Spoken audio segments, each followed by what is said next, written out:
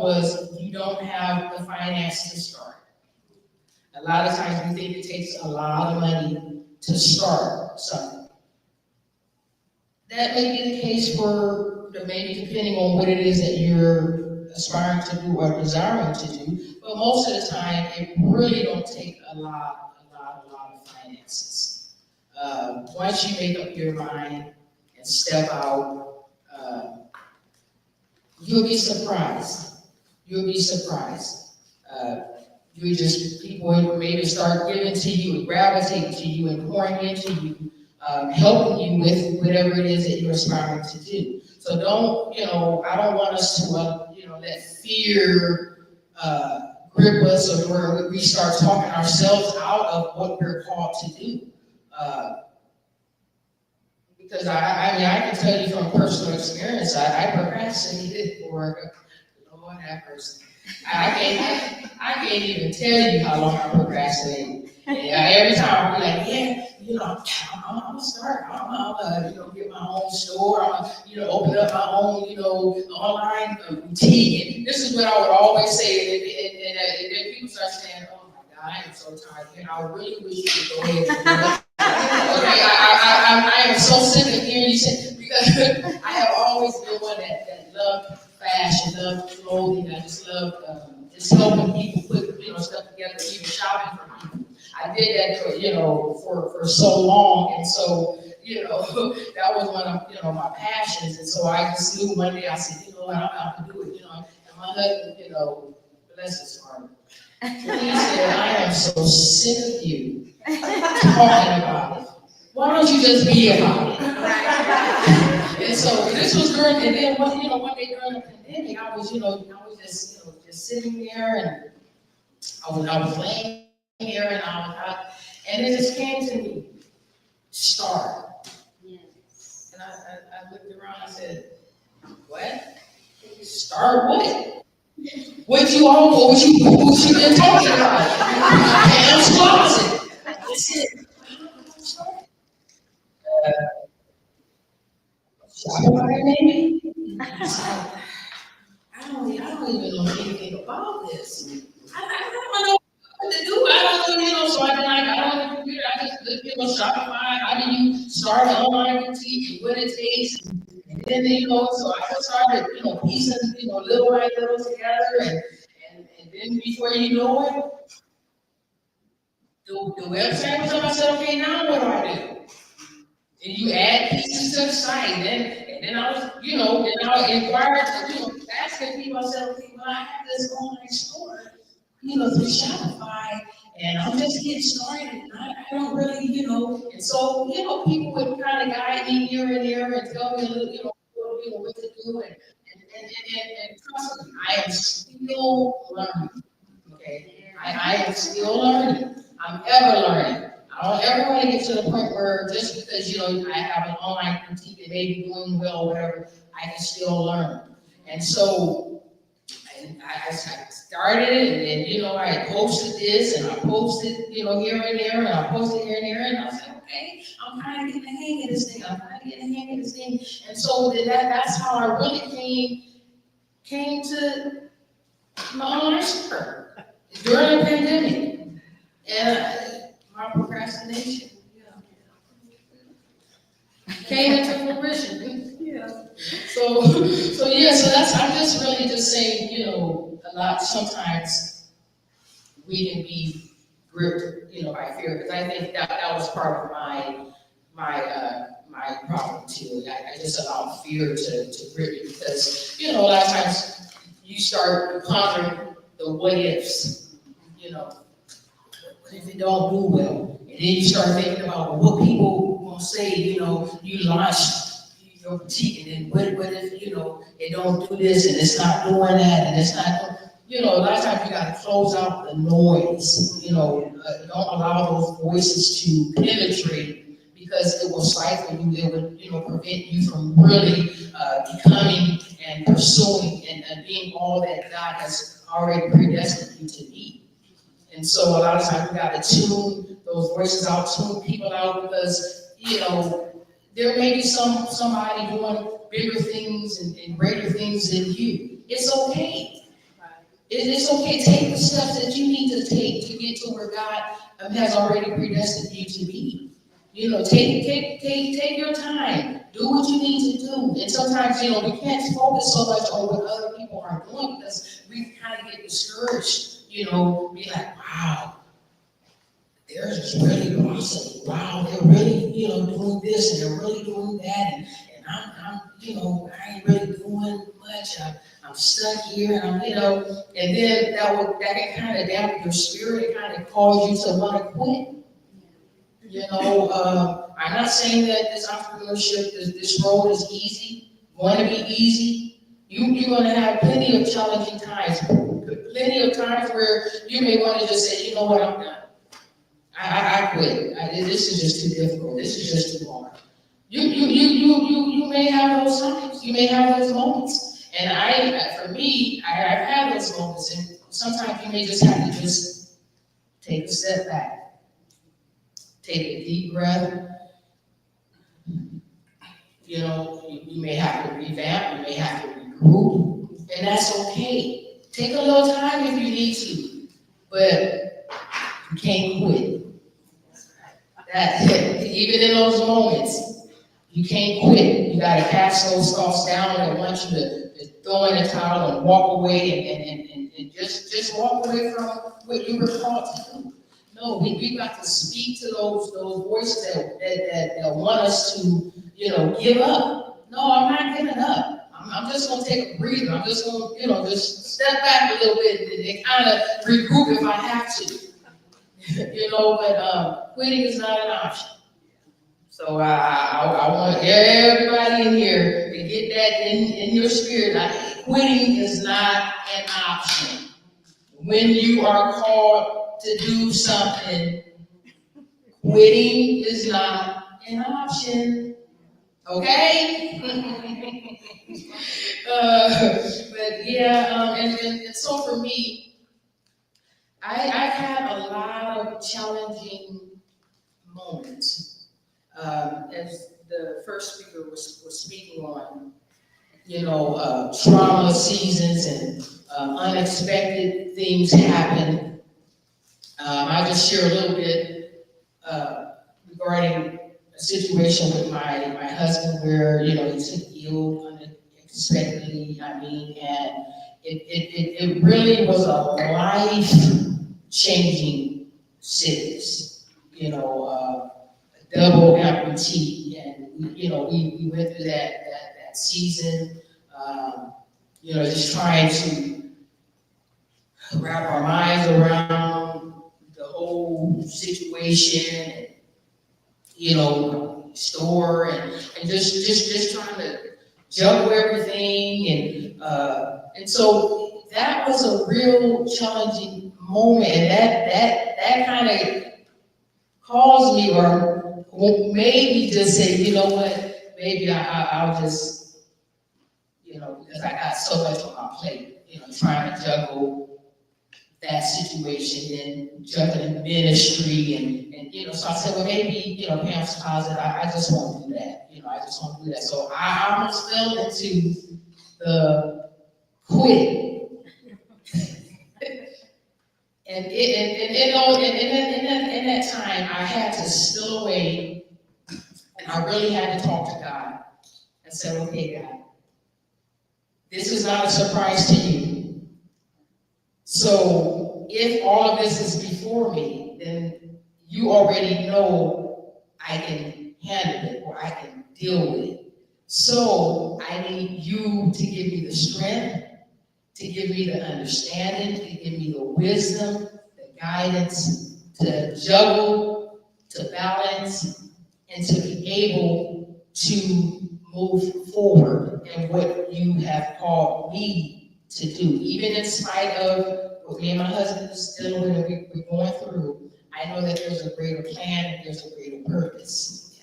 And so I had to begin to talk to myself and know that with God all things is possible. So that's even in the pursuit of your entrepreneurship, what you're aspiring to do. You always want to keep God at the forefront. Because he, no matter what you come up against, no matter what you face in your pursuit, if you really trust God and you believe God and you put him at the forefront, he will carry you through. He'll give you the wisdom, the knowledge that you need to move forward. But again, quitting is not an option. So I had to, kind of shake myself and say, okay, if God gave me Pam's Closet, then he's going to give me the wisdom and the knowledge to move forward, even in the midst of everything that's going on. But I had to just maybe step back, take a breather, revamp, and regroup. And so that's why I'm saying a lot of times, yeah, you're going to have those moments where you want to quit, and sometimes things may hit you unexpectedly. Like for me, I'm not saying that that's the case for everybody, but I'm just saying in life, things may hit you unexpectedly and kind of knock you, be like, oh my God. But you can get through it. Because I'm standing here today, but in that season, sometimes you don't see your way. You think, you can't make it. Like, I can't do this. And God said, yes, you can. You can do it. You can do all things. Why? Because I'm with you. And so I just want to encourage every person in here. I don't know what your call is or what maybe God inspired you to launch something or do something. I don't know. But if so, don't be afraid to start. And if it doesn't work, it's still okay. You won't know until you try. We'll never know until we try. And that's what we have to tell ourselves. I'll never know. You'll never know the magnitude or how big your business could ever become if you don't start or give it a try. And I tell people, it's okay if it don't work, or it ain't the end of the world. We're still here, we're still breathing, and I'm gonna try it again. I'm gonna try something else. How about that?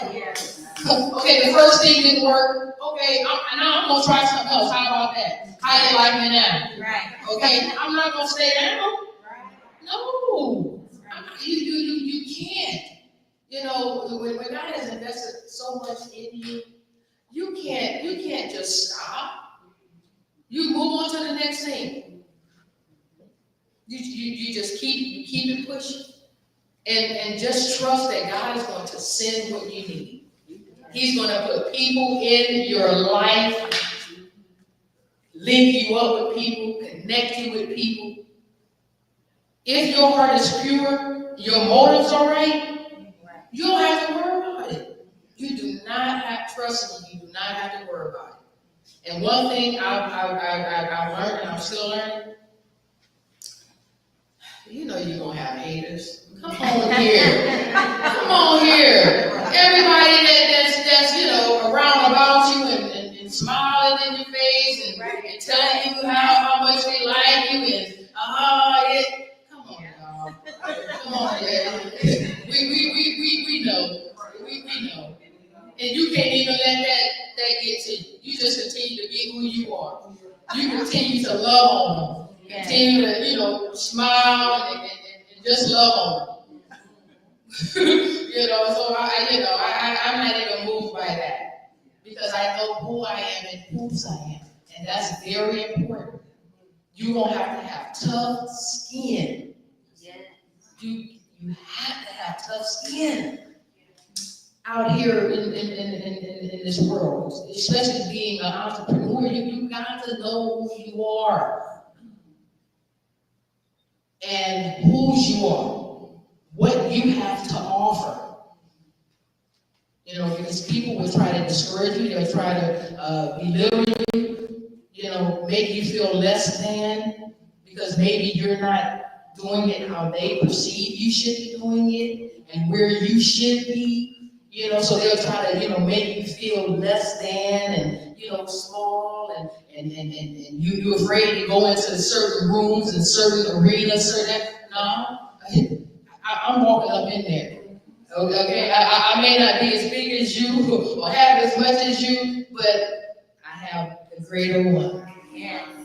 And so I'm walking up in there and I'm going to take a seat. How about that?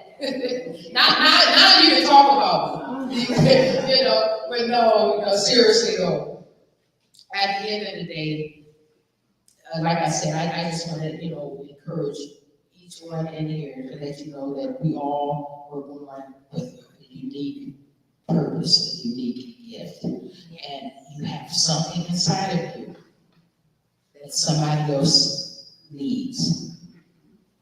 Always think of it that way. I have something that somebody else needs. And that will keep you motivated to continue or to pursue. Because your voice matters. You matter. You matter to somebody. And your voice is important.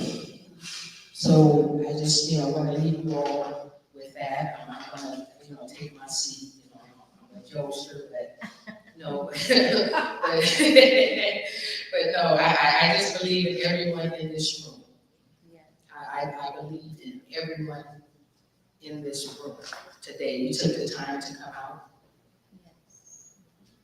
And I hope that something was said that you can grab a hold to that will encourage you to pursue, go after your dreams. I don't know what it is, but go after it. Do not let anyone tell you what you cannot do, what you cannot achieve. Because there's greatness on the inside of each one. So that's all that I have for you today. I had all of this. I didn't go talk about nothing on this paper. You sit here all the time. I took for this.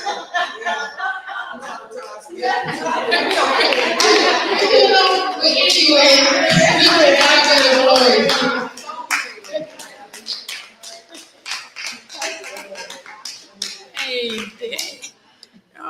Don't hold that, girl. All right, now we're going to get into some prizes. I'm going to pick two people, and then you're going to step right up, and over to the left, you're going to choose your prize.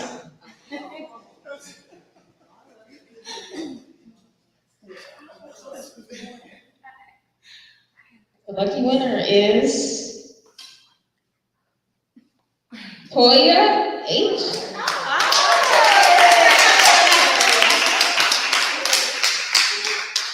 Step right up. You get to pick your prize over here. Who want to get it, girl? Yeah.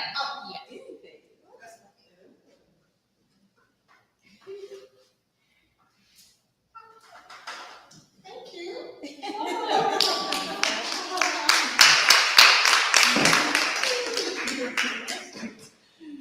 I'm going to pick one more. The next winner is Erica.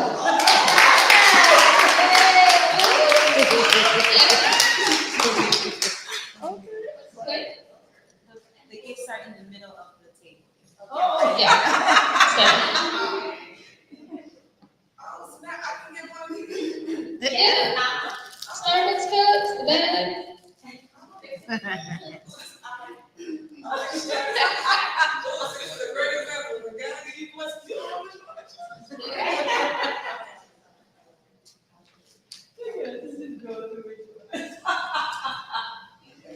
They all agree. All right.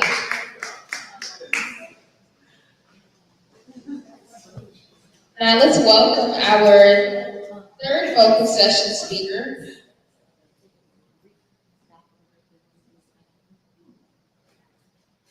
If you guys would like to take a brief bathroom break, now's your chance. We will resume in just a moment. Pamela. Your name is Pamela? Yes. My name is Pamela. Yes. Feel free to help yourselves to a snack. And it was so funny, I was listening to you, of course. Then after that, we will welcome up Because, you know, Cara Alderette.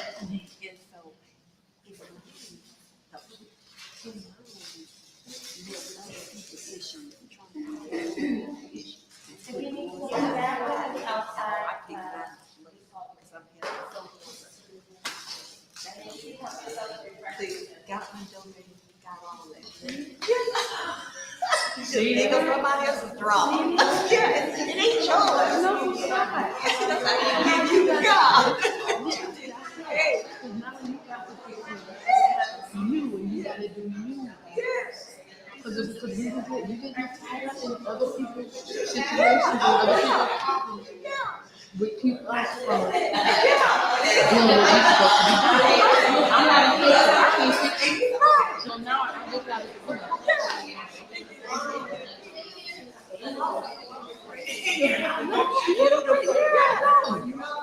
No, you can pray just like I can pray. Yeah. Because I'm not your savior, really. Right. So you gotta do it. You gotta do it. Yeah. You gotta do it now. Good deal. No excuse. Get it. I've had it for years, that domain. You know, go share it, and I'm always paying to renew it. You know? See? Because it's like real estate, you know. You know, you Yeah. sell it. Right. Well, let me give you this. You know, it was so funny too, because I do it.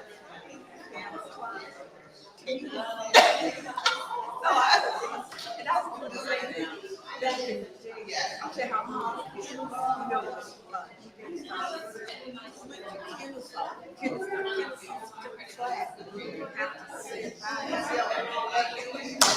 know, somebody's drunk. Lord have mercy. You got to do it now. Yeah, and the thing is,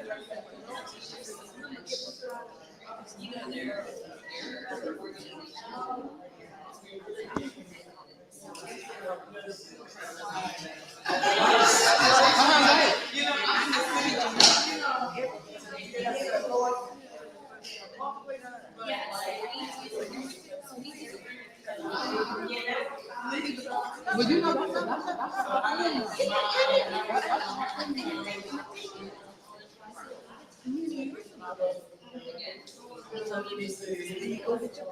that's before all of it got doing what it's doing now. You know, but that's okay. yes it is. That's okay. Yes it is. So you can start now. Yeah, because hey, nothing's done. You know, they That's go it. bypass everybody and come to me. Yeah, so You already planned. You already have it. he does.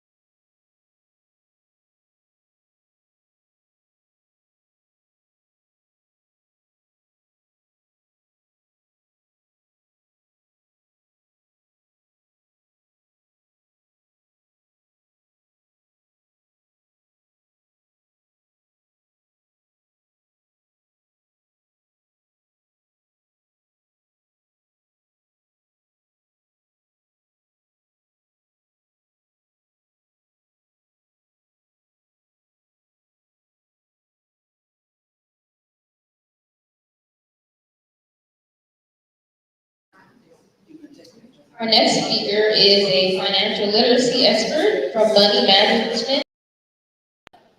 Let's receive Tara, our director. Thank you. How are you guys? Good. Well, thank you so much for having me today. I love your beautiful faces. So my name is Tara Alderete. I'm with an organization called Money Management International, and we're just going to talk about all things money. Does everybody have a phone? Yes. All right, I got a lot of QR codes up here, a lot of activities. I'm hoping this is as interactive as possible. I feel like especially when we're talking about money, everybody's like, oh dear God. But the deal is, it really is one of those things. So we do a lot of work with the military, and I met this guy, and he was like, you know, it's so crazy. There used to be 3 things we could never talk about. It was politics, money, and religion. But today, we can't shut up about 2 of them. But we still don't talk about the one we should be talking about, and it is money. So we're going to talk about it. So I say that to say we all have different experiences. We all have different sites and stores and stuff and strategies that work. So please feel free to share and talk and do everything you can do, because I think it's going to make the session a whole lot better. Okay, so this is all about sort of getting your finances right. But I always feel like, you know, I was talking to the first speaker when I came in, and I always feel like, you know, you're put in a place when you're supposed to be in a place. And I'm listening to these amazing speakers, and dear God, I do not want to follow you. But here I am. And I'm thinking, you know, like, we are here today to really sort of move forward on our path in life. And so I think I would be remiss if I didn't talk a little bit about, when we think about money, the psychology behind it. It's a totally different topic for a totally different day, but it is a big deal. It is a thing. And so I would like you to take just a moment and think about your first money management lesson. What do you remember being taught, maybe hearing, maybe overhearing, maybe missing? Something like that, because it shapes our attitudes and our behaviors in a big, big way going forward. I'm not going to ask you to share, but I do want you to think about it.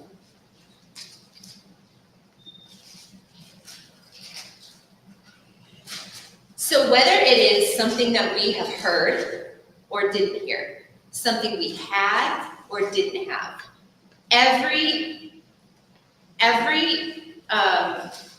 situation around money shapes the way that we act today. We grew up with not much, right? I grew up with not much. Never went out to eat, never did stuff like that. Just didn't happen in our house. And so I, fast forward, have 1 child, and I'm like, I want to give this dude all the things I didn't have. He was about 5 years old, and I realized, oh, no. Like, I can't. He's going to be a jerk. I can't do that. Right? So, you know what I mean? But like, you either do that. You either say, okay, I'm going to completely overcompensate, or I do a little bit better for myself. And so now I'm just going to hold everything because I don't know what's going to happen next, right? And we have to sort of think about those things and let them go. And just like anything else, talking about it is what gets us to where we want to be. So I always sort of like to open that up. And I will share this with you because this is true, but kind of funny. Like, I can remember growing up, and again, not much. I'm from Western New York. You may or may be able to hear that. And my, like, a very working class family. My mom stayed home. My dad was a blue collar worker. We did not have much, but he was pretty good with money, pretty savvy. And I remember him always telling me, like, listen, credit cards should be used for an emergency only. I was like, yeah, that's fine, Dad, that's great. Tara, like, he kept telling me, and I was like, yeah, whatever. And I'm a little older, so I remember going to college first day, and we walk in, and they have all the tables set up. Free t-shirts, free pizza, free this. All you gotta do is sign up. I said, oh, great. So I signed up, and then they're like, you're $500. I said, shoes, coffee. And I can remember, like, running to that mailbox because I was terrified of him. I was like, okay, I'm gonna get to this mailbox before he gets to it, because if he sees these statements, it's going down. And I remember, like, one day he got it, you know, and he's like, what is this from Citibank? And I said, and it's Timberland shoes, remember? And so they were like $100 a pop back then. And I was like, oh, I could get those, no problem. And he sat my butt down and he was like, okay, I had a job at a video store. He's like, you're gonna pay this, you're gonna pay it to me, you're gonna pay me interest. And I was like, oh, okay. And you know what? I still didn't learn. It was not until I had to do it on my own and then I learned, right? But we all are there. So I love this quote from Warren Buffett, right? Because I feel like we really do, even though stuff is crazy right now, we really do live in a society where we can do anything we want to do. We can be anything we want to be. We just have to go out there and get it. We have to have the tools, the resources, the connections, the mindset, and we can go. So Warren Buffett is the GOAT, right? He's like this guy. Do you guys know who he is? Yeah. He's like the investor guy, right? You know, he would walk in this room and he would be like, oh, who's this guy that just came in off the street? He is like the richest guy in the world. He lives in a humble home, the same one he's had for 30, 40 something years, but he does it right. He's about wealth and not fancy, showy, whatever. He's about his goals, which is where we should all be. So he says there are 309 million people out there that are trying to improve their lot in life, and we are so lucky that we have a system that allows us to do it. So we just got to learn how to work that system. Okay, so before we jump in and get started, I'm going to tell you just a little bit about our organization, because whenever we talk about money, I feel like people are like, yeah, that's really great. How can I talk to somebody one-on-one about my own situation? So here's how you can do it. We are a nonprofit. We've been in Atlanta 60 years. We were Consumer Credit Counseling of Greater Atlanta. Anybody familiar with that? Yeah, okay, cool. Then we were Credibility, then we were ClearPoint, now we're MMI. So it's a shrinking industry, you know, sort of like we're all coming together, but we're doing the same thing. So what we do is we help people create budgets, get out of debt, save, buy a home, keep a home, manage their finances through a natural disaster. All of those building blocks that you need to create a solid financial foundation, we got you. So because we're a nonprofit, most of our services are free or very low cost. One of the things that I would encourage everybody in this room to do, if you don't do anything after this session today, please give us a call or go online and schedule a session. This is free. It is no cost or catch or obligation. You will work with one of our counselors one-on-one, online or over the phone. You'll say, okay, here's my income, here are my expenses. They're going to create a budget with you and send it to you. They're also going to pull up your credit, take a look at what's on there, say, hey, have you thought about this? I see a lot of debt. Let's talk about a debt management plan. They're going to do all these things with you. And you can never talk to us again if you don't want to. Or if you say, you know what, that sounds interesting, I want to learn more, we can tell you more, okay? But I think a lot of times, even if you have a budget-ish that you have in place, sometimes a third party not connected to your situation will see things that you miss, right? And so they'll say, hey, this is a suggestion for you. If you have a significant other, bring them. It is crazy what we will talk about with our people, but not money. Like, hey, baby, what's your credit score? Bring them so you guys can do this together, okay? This QR code is going to take you to our main page to tell you a little bit about our services. And before we start with this, the other thing I want to tell you guys about is, anybody in here listen to podcasts? Okay, so this is a shameless plug. So we host a podcast. It's called Long Story Short. We paid a professional podcast host to host this podcast, and then they were like, oh, we don't have to do that. You can host the podcast, girl. So I was like, oh, that's great. So I'm hosting this podcast. It is so much fun. So what we do is we talk to MMI clients, and these are like regular people who have come to us and paid off debt.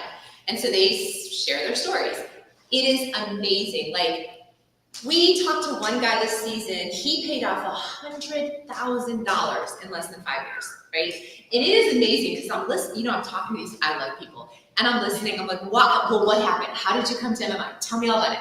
And you know what? It is stuff that we are all facing. It is cereal at $8 a box. It is job loss. It is my mom got sick and I had to go manage that. I got divorced, I had a child, my child got sick, I had a leg, all the things that we experience that we don't talk about. And then people are in this sort of downward spiral and they're like, oh my God, what do I do? They have somehow found their way to an organization that can help them, and they come and share their stories, and they are freaking awesome. And when you get to the end, so like I'll ask them at the end of the podcast, so tell me, because you've paid off this overwhelming amount of debt, what does financial freedom look like to you? And when I tell you, it is like talking to somebody that is 12, and they're like, I'm going to Disneyland. Like, they're so excited. It is empowering and fun and so awesome. But we also talk to partners. So, like we had FICO, the credit score person on. She went through every, part of the credit score, demystified it, amazing. So check that out too if you guys want to learn more. All right, so everybody grab your phone. So what I would like to do is start with this exercise. This is from our friends at the Consumer Finance CFPB. They're an organization from our government all about protecting consumers. And they created this financial well-being tool. So scan this QR code. I'm going to shut my mouth for about 2 minutes while you do this assessment. It's like, 6 or 8 questions. You answer the questions, and it's going to sort of give you an idea of where you are with your financial journey, and then also where you are compared to other folks.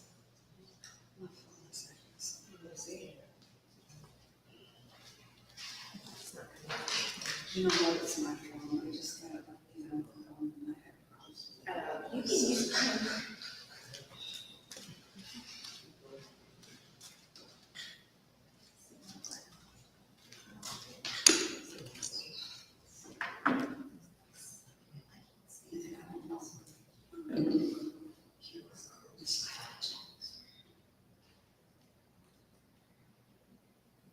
Okay, so yeah, there's cameras. so you can just go in there. Okay. My 16-year-old says you anything crazy, you just say. Hey, I got and grades.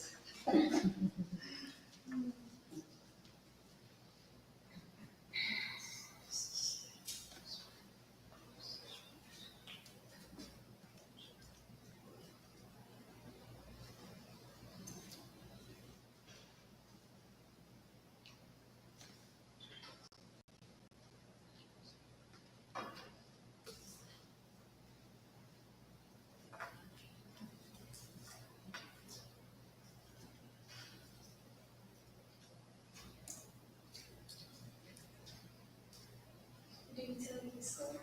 Huh? Did he tell you your score? No. I mean, that's very stressful.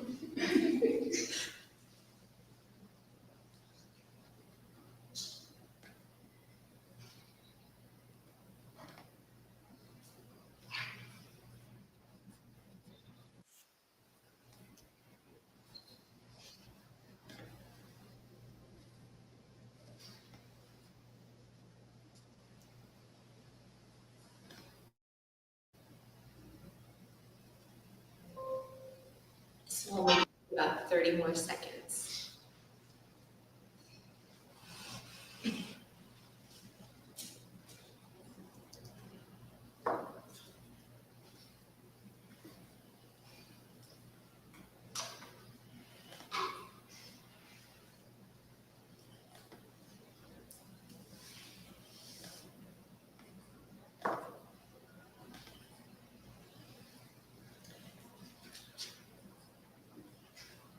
All right, I'm going to give you some statistics, and if you're still working, you work. I'm just going to keep moving in the interest of time, because I feel like I have you do this, I have you look at this. Everybody's sort of like, and I want to let you know sort of where everybody else is. We get this information from annuity.org, and they update it for the previous year, mid-year. So the most recent numbers they have are from 2023. Know that these numbers are even higher. They haven't come out with 2024 data yet, but what we know, and I think this is telling, 75% of American teens lack confidence in their personal financial knowledge. And what we're seeing is, as generations go on, personal financial knowledge is getting less and less and less and less. People know less, people are aware of less, they don't know where to go for trusted guidance, and I think it's a really telling thing. You hear the term generational wealth, right? And we all know that generational wealth means I was able to purchase a home or land or, pass it out through generations. But I think about what if generational wealth is a mindset, right? And it is the conversations that we have at our kitchen tables that I never had as a kid. You guys probably didn't either, right? Because we just don't have those conversations. But what if that's how we change things? When I sit my 16-year-old down and I say, look, dude, you're not getting those shoes. And here's why. Because we have to have lights this month, and we have to have food this month, and our cost for food is double. And then pretty soon, Jude's like, that's okay, Mom, like I'm good, right? And we have that dialogue, and then he talks about it, and then school talks about it, and then community talks about it, and then neighborhoods. And that is how we change things. All the things that we thought were not for us, not attainable, they are. But if we don't talk about them and talk about how to achieve those things, they're not, right? 25% of Americans say that they don't have anybody that they can go to for trusted financial guidance. A quarter of us. Nobody in here, because now you got to admit on. Okay, 23% of adults ages 18 to 29, so your key demographic, right, have credit card debt that's over 90 days past due. Yeah. So if you did this financial assessment and you're thinking, oh my God, I got to go to the bathroom right now, like you're not alone, right? This is the one that blows my mind. Americans owe over $1 trillion in credit card debt. And I promise you this number is higher today. Just in credit card debt in America. That's not homes, it's not student loans, it's not cars or personal loans, it's credit card debt, right?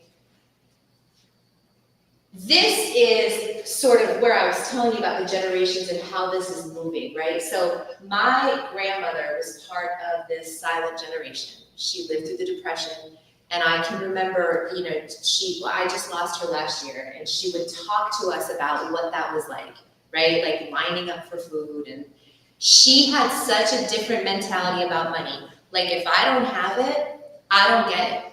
If we have food, we eat it all. And if we don't eat it all, we make something for tomorrow with it. Like it was just a totally different mentality than we have today. And we see how this is sort of changing. So I think it's our responsibility to do something about it, right? Here's what we do. So here are your steps for financial wellness. The very first thing you gotta do is identify actionable goals. I heard us talk about goals already, actually twice. Both of our presenters this morning have talked about goals.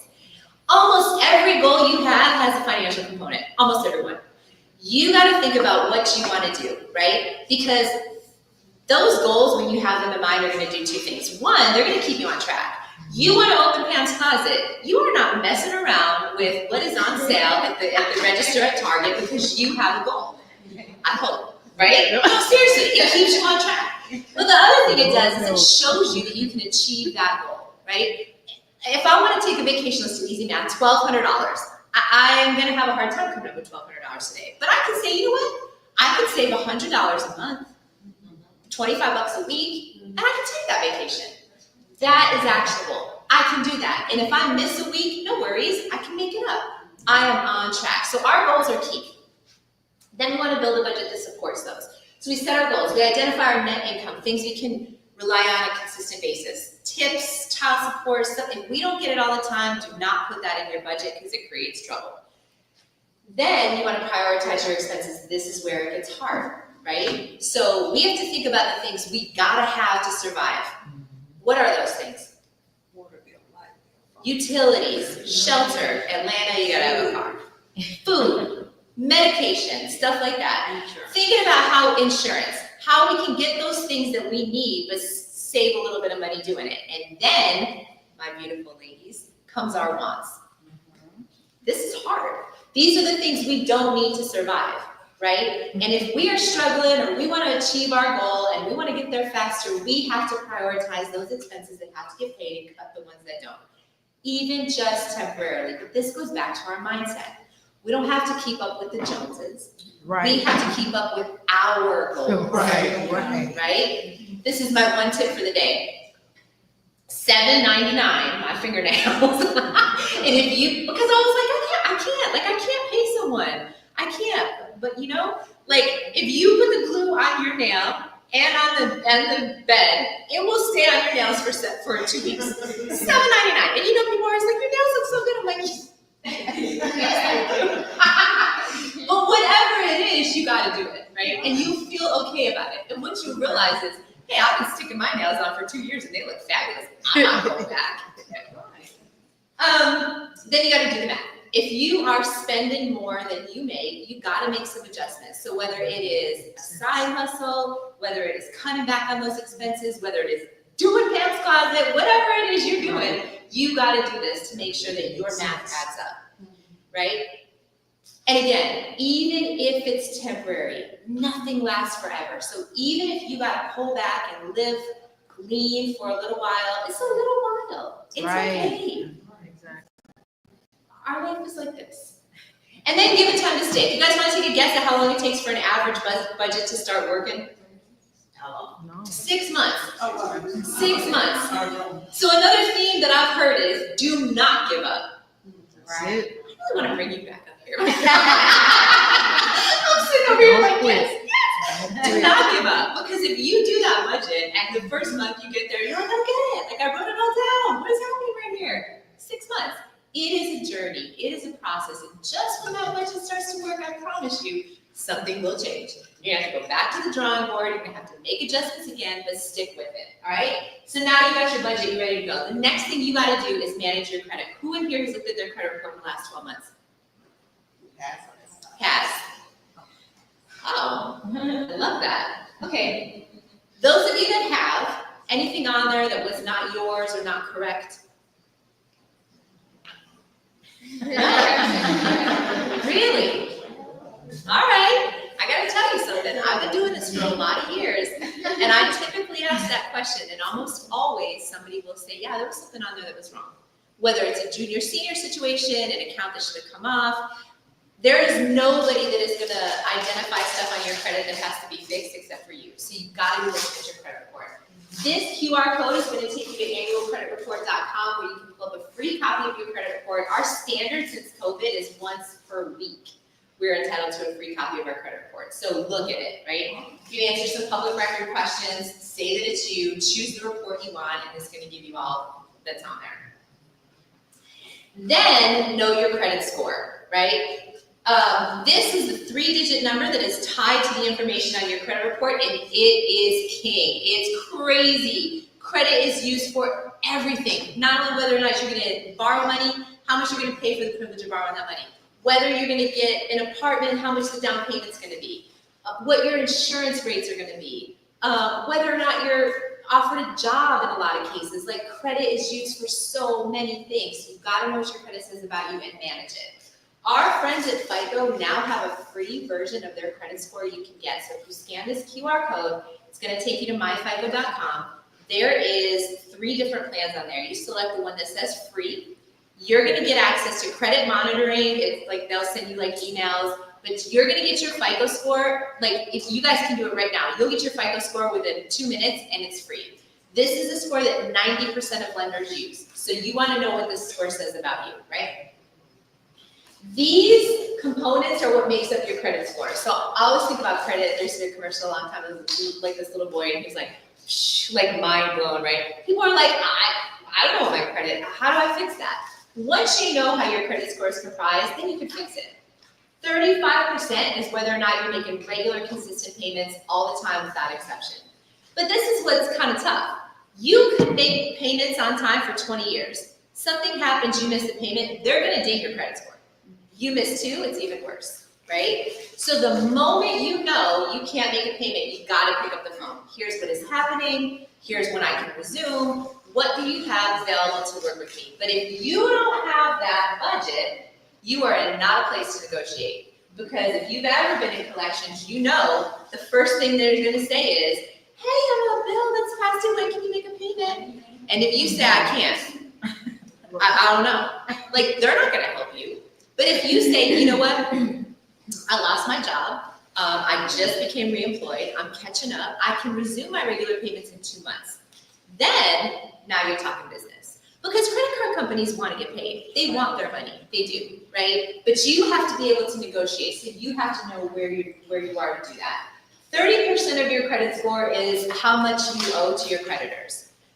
So check this out. 65% of your overall credit score is directly tied to your budget. If you're living within your means, it is no problem for you to make regular payments on time every month. And you're not using credit cards for things that you can't pay off every single month because you're living within your means. Your credit score then takes care of itself. 15% is how long you've had your credit history over time. 10% each is amount of new credit. This is inquiries. So you might have heard, like, every time I pull my credit or look at my credit, it's going to hurt me. There's two different kinds. There's a hard inquiry and soft. A hard inquiry is anytime you are saying, hey, can you loan me money? And yes, that does affect your score about 10%. But if you're buying cars, make a major purchase, those inquiries within a 2-week window count as one. So you do want to shop around. But if you're checking your own credit, it's not going to hurt you. And then 10% is just how much credit you have and use the different types.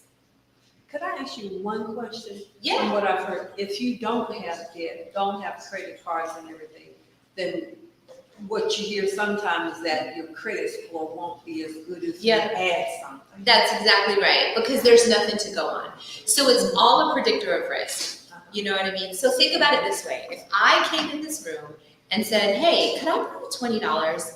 Like, you're probably not going to lend me $20. You don't know anything about me. You know what I mean?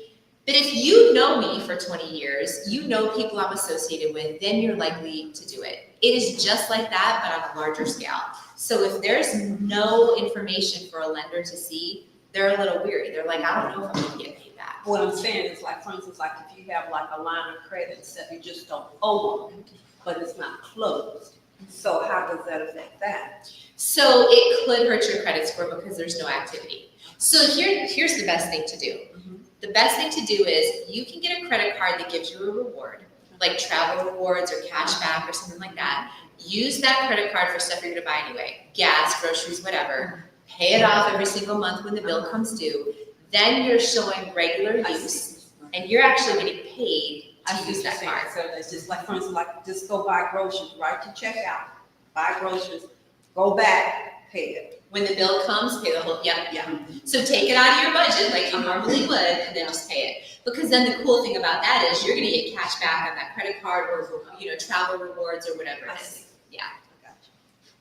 So here are some tips for managing your credit, and this is all tied to what that credit score says about you and how it's comprised. But then the next thing is saving. So when we talked about needs and wants, where does saving go? Is this something you have to have, or is this sort of a luxury? You need it. You need it. At minimum, you need an emergency savings account. The experts suggest that we should have 3 to 6 months of our living expenses in an emergency account. That number hurts my heart. That is a big number. If you don't have that, you set a goal to save $200. Once you save that $200, you're like, all right, I'm going to 5. Now I'm going to save 1,000. That is how you build your emergency fund. If something happens, you got to use that money. You scale back. You stay scaled back until you can replenish that pot because life is going to happen again.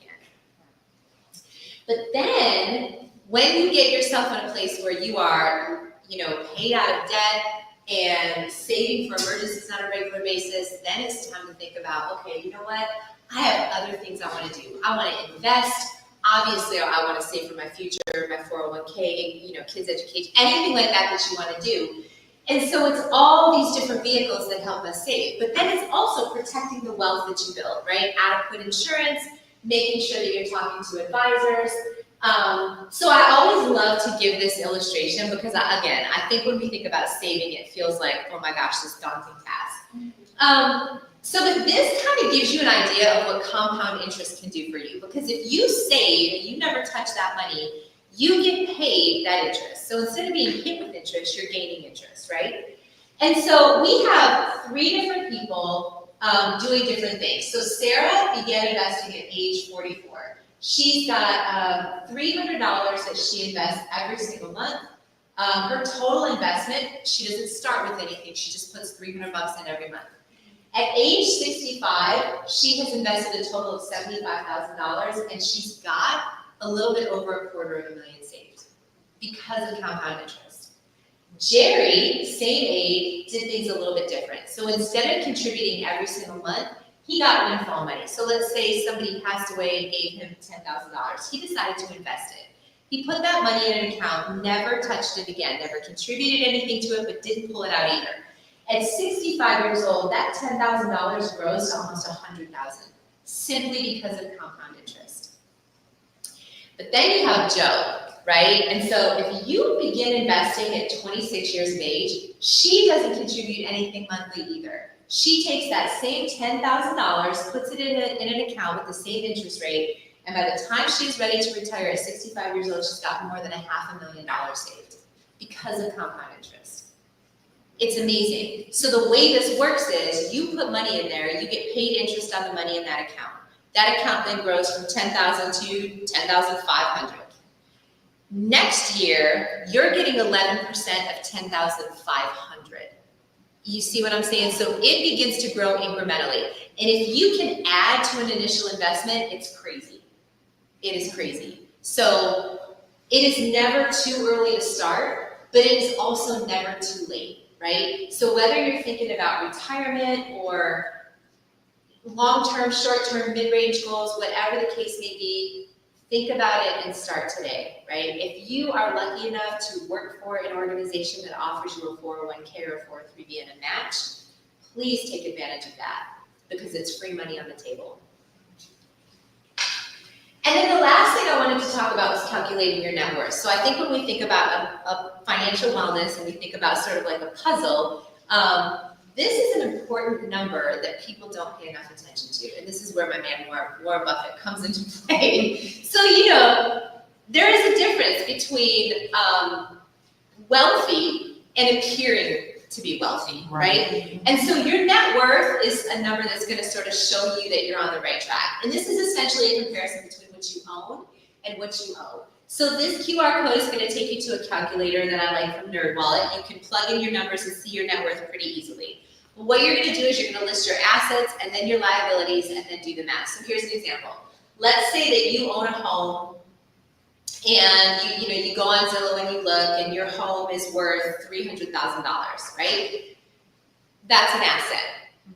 But then you go over here into the liabilities column and you owe $250,000 on a mortgage for that home, right? You really only have $50,000. You're really only worth $50,000. So a lot of times, and in Atlanta, I feel like it is almost an epidemic. My girls from Los Angeles, I don't know if it's like that there, but it is weird. When I moved here, I was like, what is happening? I can't live here. But like, it is crazy. The amount of people that appear to be wealthy and are in debt up to their eyeballs, like they can't move sideways, but they got the house and they got the car and they got the designer clothes, and it is crazy. And they're dropping their kids off at school in a Mercedes with no lunch. Like, it's crazy, right?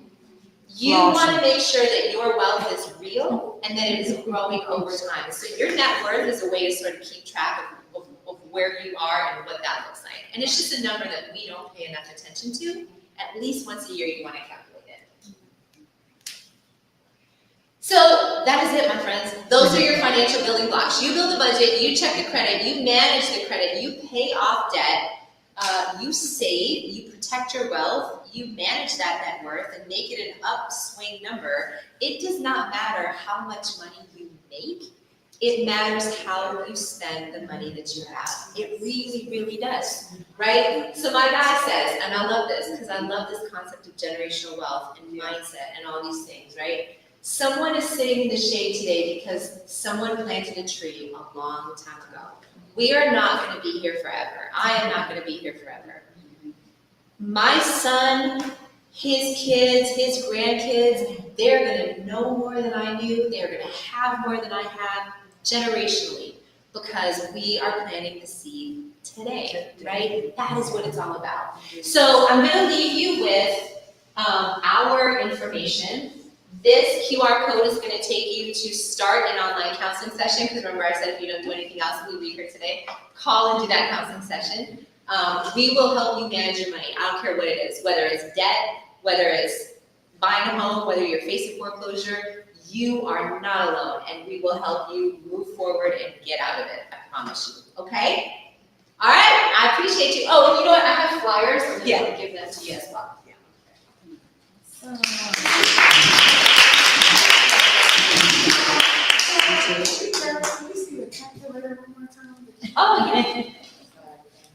That net worth?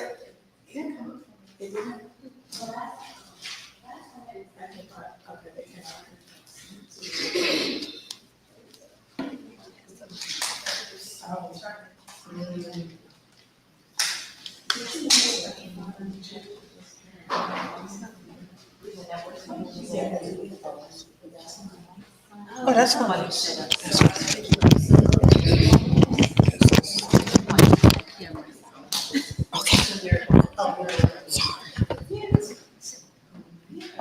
You just search in your phone and yeah, net worth.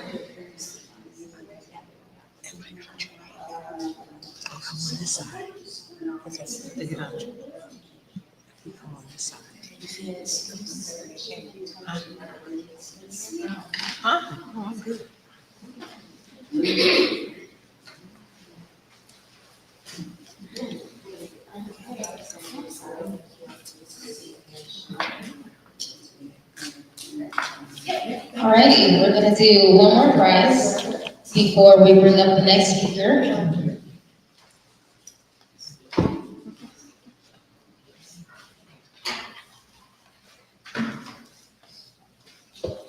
And now the next winner is Dorothy Coleman.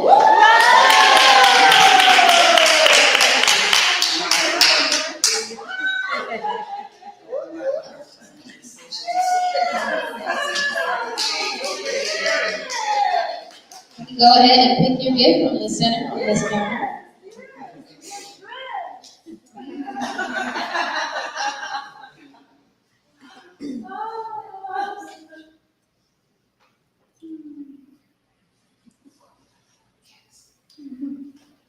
All right, now for our next speaker, we are going to bring up Lanata Flood. She's going to be talking to us about health and wellness.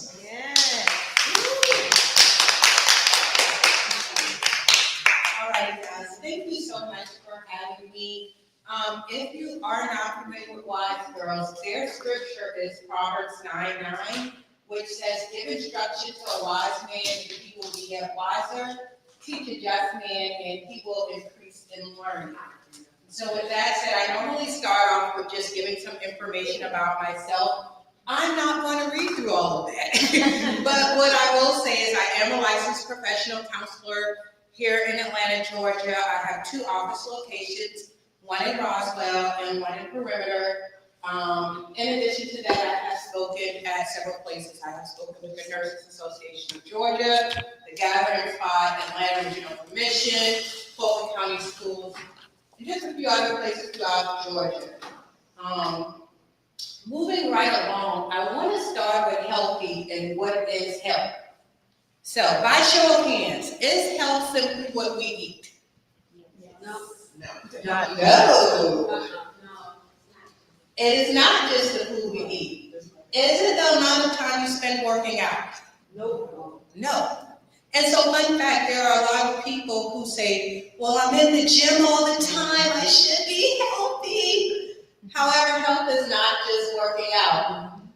Is it the amount of time you spend on growing spiritually? Well, that'll make you healthy. But does that make you healthy? It's not the, no, that's not the. Okay, right. Is it solely the reports from the doctor's office? No, No. definitely not. So, it was interesting. So a lot of times with clients, what I do is I will go and pull up Webster. So I always tell clients, I say, me and Webster, we're friends. We're really good friends. And so Webster states that health is being sound in body, mind, or spirit. So Webster doesn't define it as just one thing. Webster defines it as 3 things, and it's an either-or situation. Well, with Webster, it's body, mind, or spirit.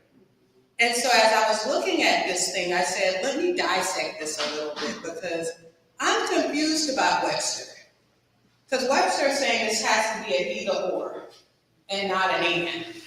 And so a lot of the work I do with clinical work is I do dialectical theory, dialectical behavioral theory. And it says 2 things can exist at the same time. So I was really confused with Webster when it says it's just one of these 3 or some of these 3. off with Webster is wrong. You can walk away with that today. If you walk away with nothing else, you can walk away with the fact that Webster is wrong. Body, mind, or spirit, the body, mind, and spirit all work together. So let's explore this from a deeper level. If your body is in poor condition and your mind and spirit are fully functioning, would you feel like you're operating at 100%? So for example, your body wasn't doing good, but your mind was good, and your spirit was good. Who would be satisfied with just the two? Nobody. Okay. Take it a little further. What if you were having challenges in your mind, but your body and your spirit were well? Would you feel like you were operating at 100%? No. What about if your spirit was having some challenges, but my mind and my body, amazing. No. It's one of the few times where I'm like, I want all. I want everything, right?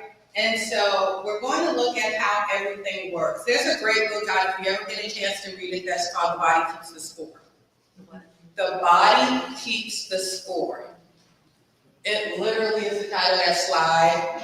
And the reason that I love this book is because mental wellness and physical wellness go hand in hand.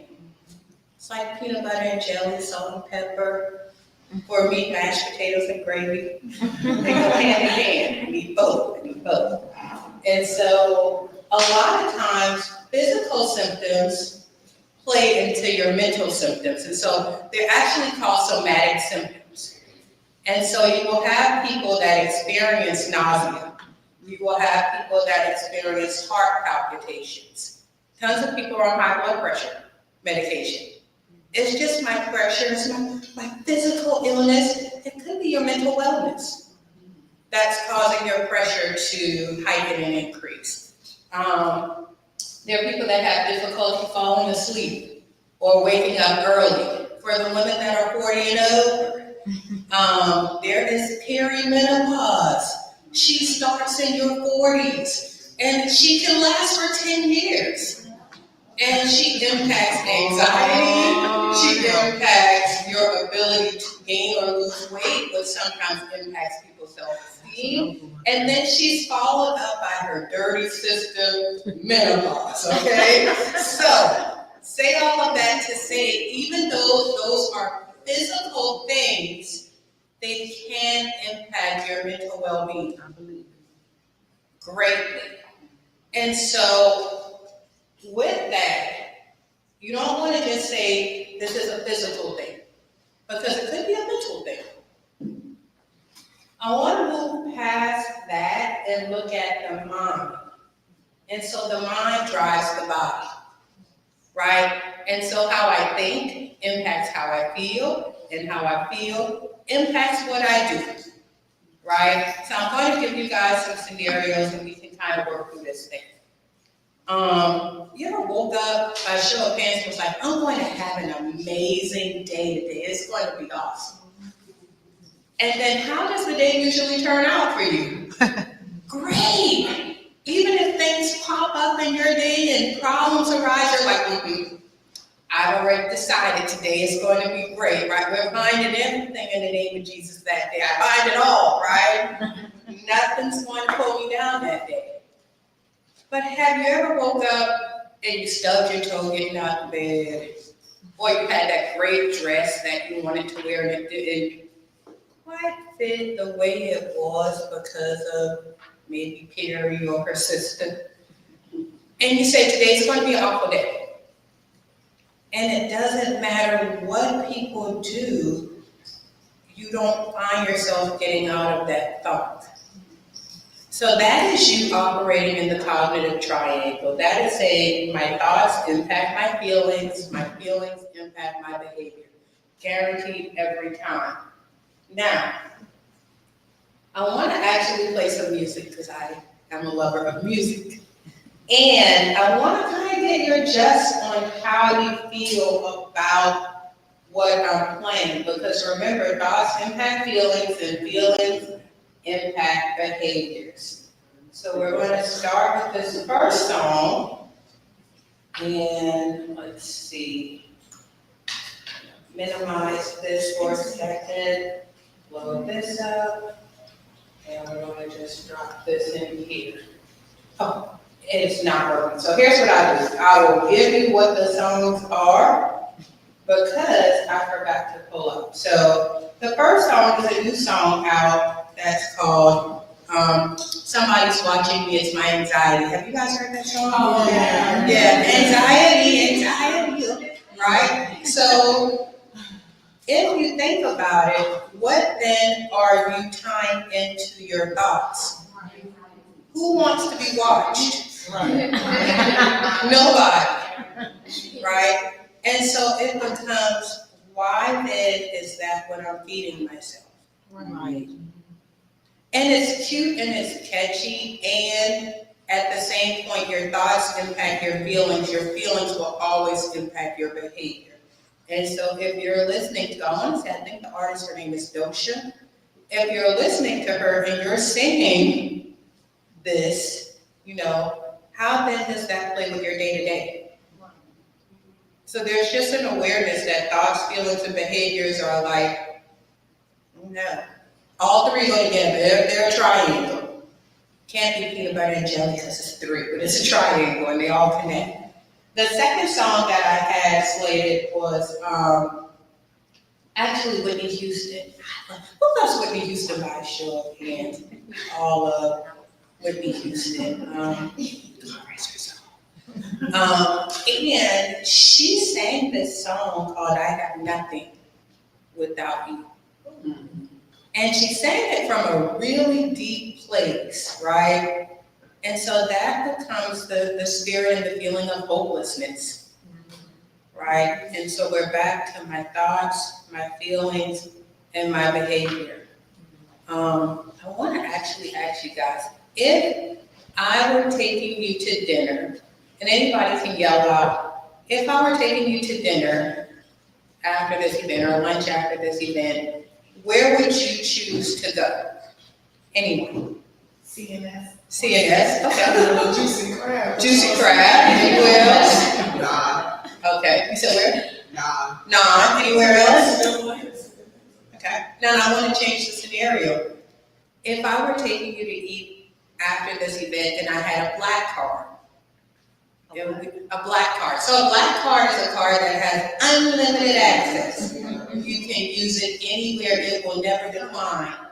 It does not matter what you have in the bank, because once you acquire a black card, it says that you're at a status that I can charge this thing to the moon if I wanted to.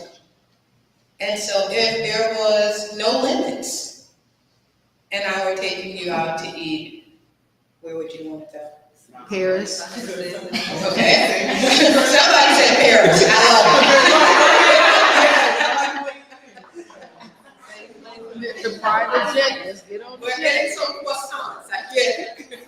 From the place you can get it from, for real, right? Because there's no limit. And so imagine if we took the limits off of our brains by freeing our thoughts and feelings so that our behaviors could shift. Lastly, the last song is about just feeling amazing. I love Mary J. Blige. I know. But her music is amazing, and she has this song that says, I'm the one, right? So if you're going to have dinner with friends, or you're going out and about, sometimes even going to church, and you getting dressed, there's certain songs you put on, right? So I'm a Ty Tribbett, I am a Kiki. Kiki was here a few weeks ago. Here, I say Kiki like we're friends. Hey, Kiki.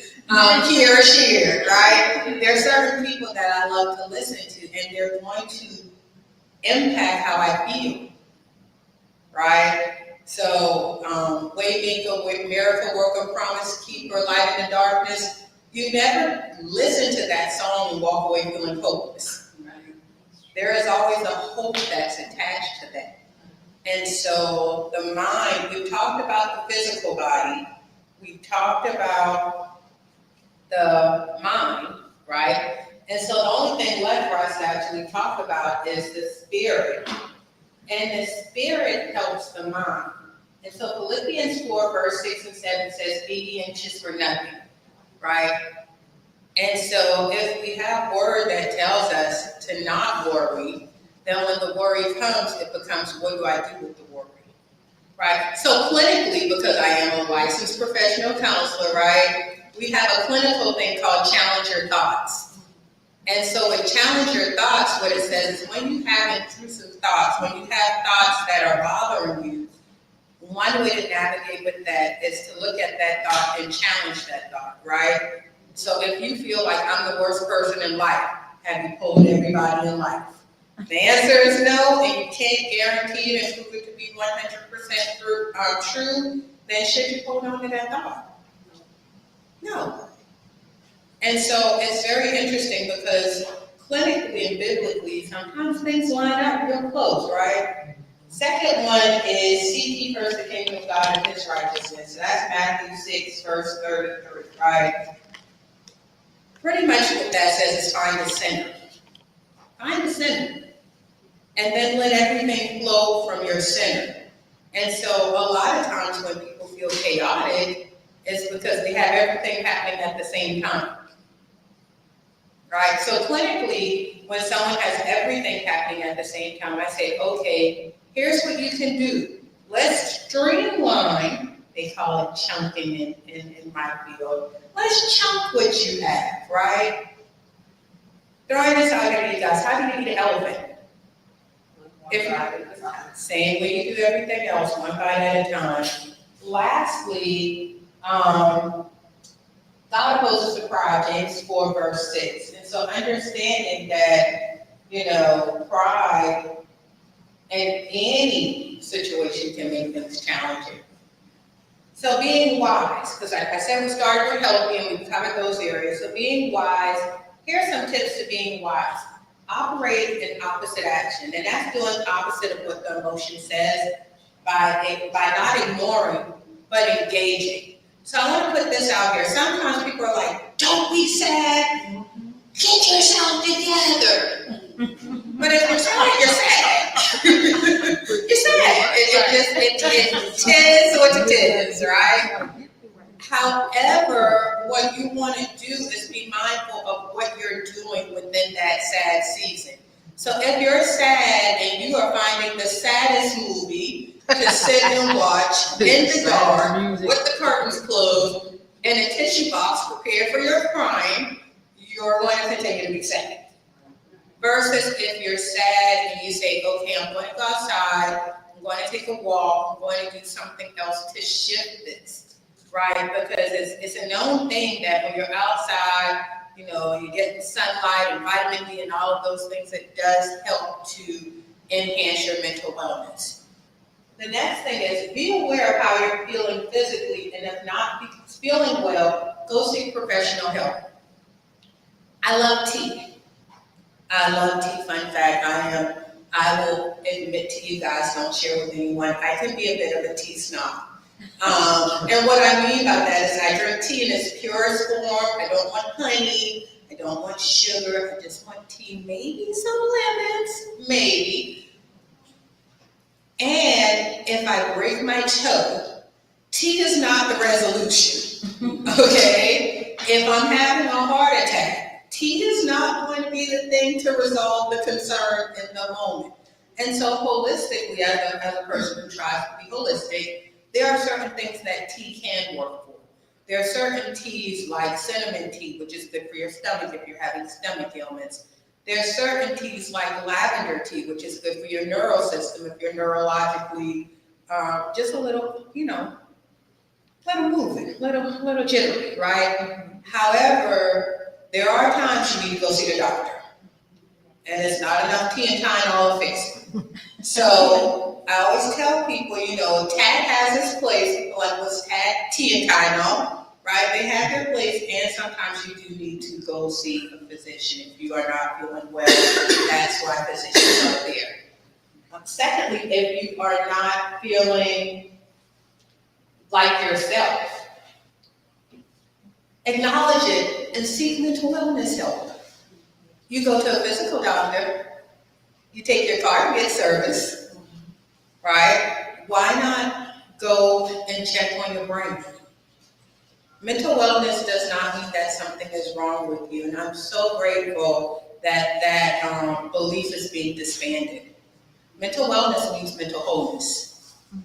And if you're whole in all of the areas of your life, why would you not want to be mentally whole? I don't need a therapist. No, at the end of the day, you need a bank to make sure your money right. You need a doctor to make sure your physical health is right. So what are you doing to make sure your mental wellness is right? And the other piece is, you know when you're not feeling yourself. If I hear one more person say they're feeling some type of way, I have pulled out my mental wheel. I got a feelings, emotional wheel, I pull it out. Which way? Let's start back, or start in the middle and let's work our way back. Because being able to identify something is how you can resolve it. If I told you guys I was going to give you $1 million and you said, okay, I'm gonna meet you somewhere for it, and I said, well, meet me at the spot. What spot? If I can't say, you don't know. And if you don't know, how can you get to any place that you don't know? And so therapists are designed to help you to, we don't give any answers, the disappointment of it all. But we ask questions, and those questions will help you get to the answers that you're seeking. Lastly, seek spiritual support when your spirit is low. And so, wise counsel. And what I mean by wise counsel is, if you're feeling low in spirit, that may not be the time to tag team with somebody else who is also feeling low in spirit, right? Because now it's just double low, right? It's taking you further down. So when you seek counsel, you want to seek wise counsel. You may not want to seek the person that decided 2 days ago that this was going to be what they were going to do. And it doesn't mean you always need to have somebody 30 years in. Because time and talent are sometimes two different things. That's another tag word for you. Time and talent can be totally different.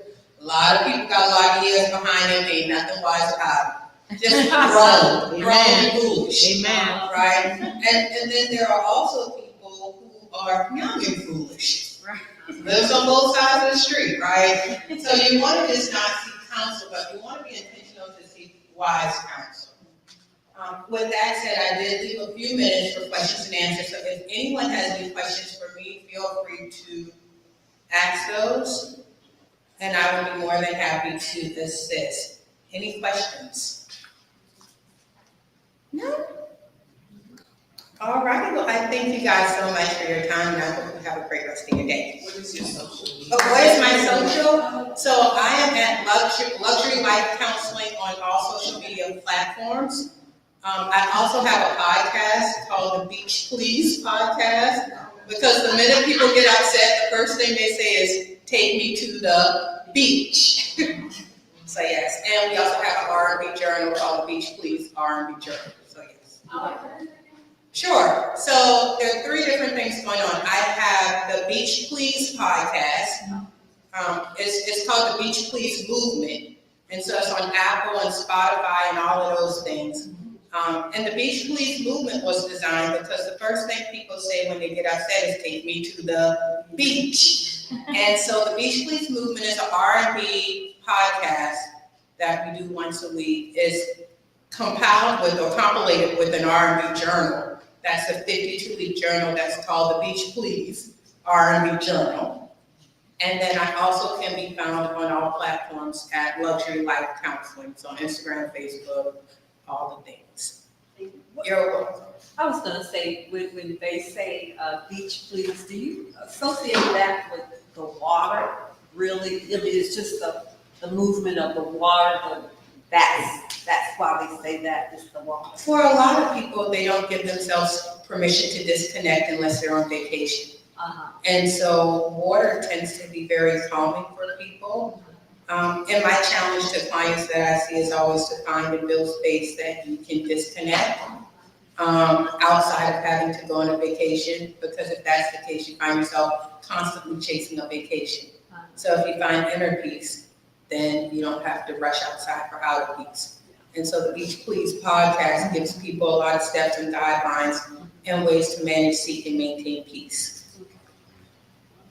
Any other questions? No. Well, thank you so much for your time.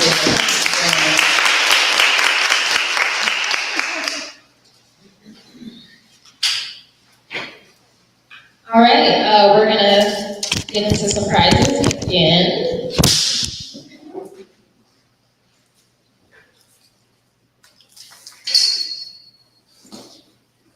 The next winner is Pamela. Which one? Which one? Fibers.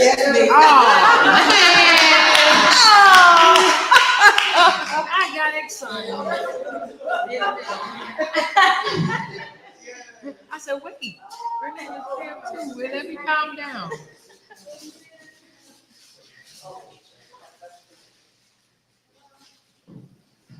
One more. The next one is Shelly Maxwell.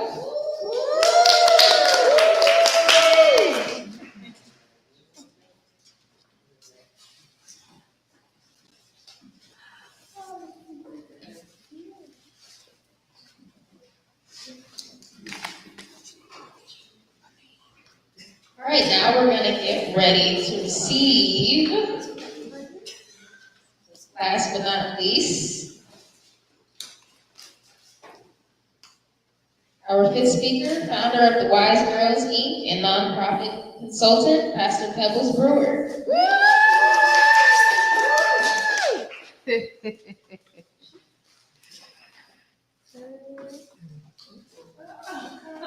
Hello, everybody. Hi. Having an awesome time? Yes. Are you learning, growing?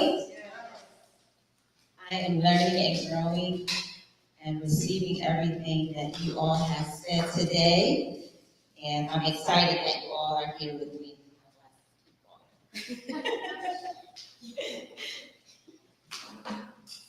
And so, being that the time is moving and not waiting for us, I'm going to deal with nonprofit power.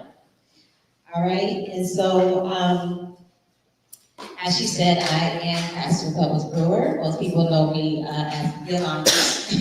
That is my birth name. However, it has been changed by my husband. So it just kind of stuck, kind of like Sarah to Sarah. And so I just went with the flow. I was like, I'm Pebbles. I just gave in. And then he had my children calling me Pebbles. So I was like, I'm Mommy. You're Pebbles. I was like, no, I'm Mom. Pebbles. And so I am certified in fundraising. I have my certificate in charity accounting, business consulting, and I've also received training in nonprofit consulting as well. I've been in the nonprofit industry for over 9+ years, and I'm going to say professionally, because I was kind of thrown in the water being a pastor's wife at 24. So you're feeling your way out, you're feeling your way through in that aspect of the nonprofit industry. And so as I grew in ministry, I loved what we were doing, and I wanted to know more. So anything you're doing, you want to know more about it, right? So I'm just going to dive right in. I want to briefly share 3 points with you regarding the nonprofit industry. All right, and in my own perfect world, I would like for everybody to have a nonprofit. Have a nonprofit in your family or start a charity in your generation. And so these 3 points I want to give you are, number 1, you can write this down if you like. What is a nonprofit? The power of a nonprofit organization, and grant ability access. If I don't get to all of it, my card is in the back. You can make an appointment with me, and I will talk you through it, all right? So I'm trying to move a little fast so we can get to it. Okay, so let's deal with what is a nonprofit organization. Firstly, a nonprofit organization is an organization dedicated to a particular cause. All right? For example, you heard of feeding the hungry, clothing the naked, providing housing or shelter for the poor and the needy. Does anyone in here aspire to have a nonprofit or want to start a nonprofit? You have a heart for people. You have a heart to house people or feed people or give people clothing. That would be considered your good cause. And you would start there with your nonprofit, writing down your good cause. Helping people in need isn't just a good cause, but it is part of our human duty to serve others. Proverbs 19 verse 17 says, if you help the poor, you are lending to the Lord, and he will repay. Helping people that are experiencing hardship can be compensating, but it is with the right heart and the right spirit that your reward is sure. And so if you are going to start a nonprofit, make sure you have a good cause, and what I like to say, a God cause. Secondly, some of you may not know this, but a nonprofit is not owned by anyone. That means no one owns the nonprofit organization. So I am the founder of Wise Girlz Inc., but I'm not the owner of Wise Girlz. It is established by a board of directors. It is a nonprofit organization, but it's not like a sole proprietorship or even like an LLC. And a nonprofit is governed by a group of people or directors that oversee the organization's day-to-day operations. Meaning, all decisions are not made by one person in a nonprofit. So I can't make all the decisions and just take off and do whatever I want to do. I still have to have that meeting with the board of directors, and we all make a collective decision. So it is the board of directors that make that decision, whether it's great or small, within the guidelines of your bylaws, your state, or your federal government. You can also do a resolution letter where the board of directors gives the CEO or the CFO the freedom to do certain things. And thirdly, a nonprofit is not primarily to make a profit. A nonprofit, church, or a charity is not a get rich quick. However, a nonprofit organization can do well financially, but it just may not be quick. How many would like it to be, just quick? And you can do a lot of things with quick stuff. You can help a lot of people quickly. You can bless a lot of children quickly. You can purchase that property quickly. Right. But it is a process and it takes time. So a nonprofit church or charity is not a get rich quick. However, a nonprofit organization can do well financially, as I said earlier. Proverbs 28 verse 22 in the NLT version says, greedy people try to get rich quick, but don't realize they are headed for poverty. So if someone is doing something for the wrong reason, the results are always going to be the same. They will never prosper in the end. All right? And so a nonprofit organization's primary focus is not to get rich, even though we don't mind. Amen. But it is to enrich others by improving or enhancing the quality of someone's life. So it is possible that a nonprofit can do well financially or grow wealthy. So has anyone heard of a nonprofit called Feeding America? All right, so Feeding America is a nonprofit organization, and they ranked #1 in revenue as of 2024. Their total revenue for the year of 2024 was $5.16 billion. Wow. As my son would say, billion. And so I asked myself, well, how did they get $5.16 billion in one single year? Like, what was y'all doing? I've been working this thing for a while. And so, Forbes says that 99% of $5.16 billion was through, you ready? Fundraising. You know what? All I have to do is fundraise and get $5.16 billion. Who want to buy a candy? So this means that 1% of their revenue was not obtained through fundraising, but 99% of that was done through fundraising. And so let's look at fundraising really quickly. Fundraising can be a powerful tool if you learn how to use it. So fundraising is something you have to learn how to use. Fundraising is a continual thing and not a seasonal thing. So you can fundraise for Christmas, and then you say, you know, we didn't make that much, and we'll just do it again next Christmas. You're not going to see $5.16 billion because you have to be, somebody say, consistent. Consistent. You have to be consistent in fundraising, whether you're doing it for your church or your charity. All right? And so fundraising one time a year is not enough if you want to see results. And you have to know the ins and outs of fundraising. Fundraising should be done all year round.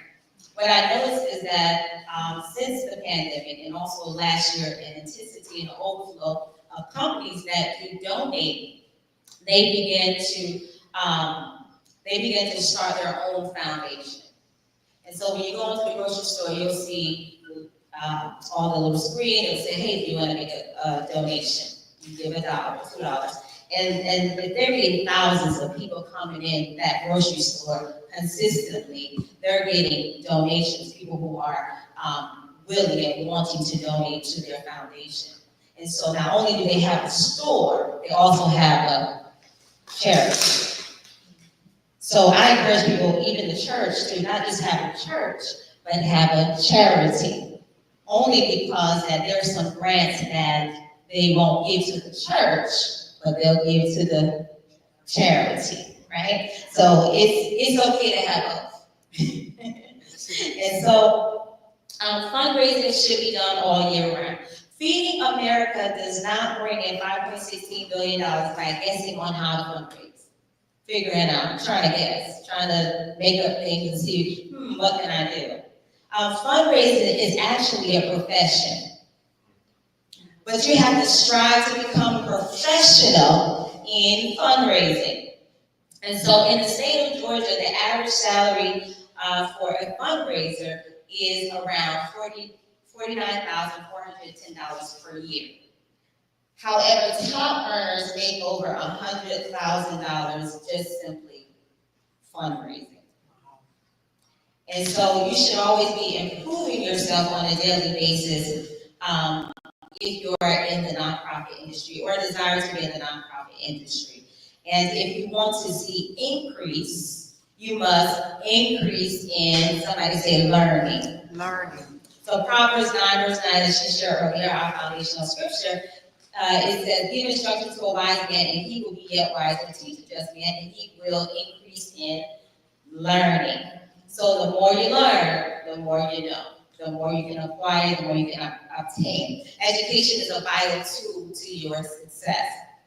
And sometimes we're like, well, I don't have time, I have this, I got that going on, how am I going to get educated and what I need to do? When they actually have online courses where you can learn at your own pace.